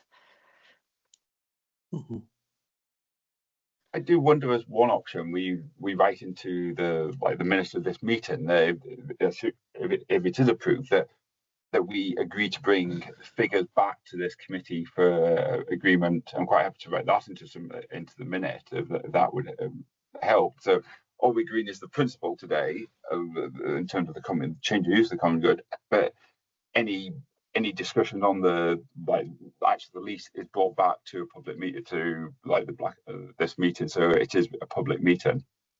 But that I don't know if that's possible, but I'm quite happy for that. That sounds like a very sensible course of action. Councillor Cross, can I bring you in as the sort of the last word before I give Councillor Ross and Dundas another chance. Well, I hope it'll be an appropriate last word. I've followed this whole debate very closely, and there's clearly the issue of track has been kind of introduced into the debate about the Common Good Fund and so on, and we're worried about upsetting the people who've responded relating to track. If we're going to say to them, well, that wasn't the question, and so we're ignoring your comments, and clearly that would not be a very diplomatic response, and I can understand the concern. So it seems to me that approving an improvement to the income of the common good is not going to have a negative impact on the track issue. And for us to say, well, yes, we recognise the thoughts of the community, which we already do, I think. It's already well established, and in terms of the community's reaction to the prospect of losing track, that was very, very clear. So my feeling is that we can move ahead in a principle of supporting and encouraging and developing the Common Good Fund and its assets in a positive way, and basically say to the Tane community, well, that can only work well for the ultimate outcome of track, and the local representatives completely understand the desire of the community on that, and wish to work with them. So I'm just, I think it would be wise to look if we can, first of all, agree or disagree with the recommendations of the paper, because I think anything else other than that might need to take an adjournment and then looking at officers for advice. So I think the first thing that we do is, have an opinion. Are we going to agree the recommendations in the paper or not? I was going to say, Fiona, do you want to come in for a second? And I'm just wondering if we need to do that as a proper vote to have it properly recorded rather than just a show of hands and a feeling. Yes, if somebody wants to formally propose and second the recommendations in the report, and then we can see if there's anybody else wants to put an amendment. Okay. So that would be a formal decision. So my motion would be that we approve the recommendations in the report, and I'd look for a seconder.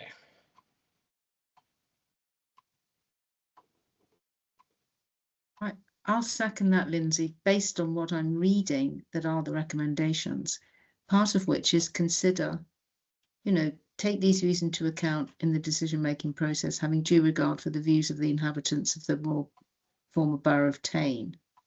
And I think we will do that moving forward.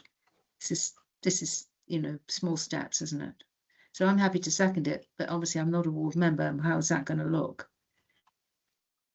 Just to get this over the, get this as moving forward on this. Yeah, I'm happy with that. I'm happy to. Do you want a second, Laura? Do you want me to? I mean, I'm looking at the recommendations. I just wanted to make sure that it was noted here today the community's feeling, and that I have taken that on board. But I do realise that we have to take this step so that we can move to the next step. I recognise that. So and take your people with you. Along the way. We'll all support you in that, obviously. I think one thing that's really clear is I think we all have best interests in mind. I don't think anybody wants to harm the community in any way or disregard their viewpoints. I think that's really important. So is anybody wanting to bring an amendment to that motion?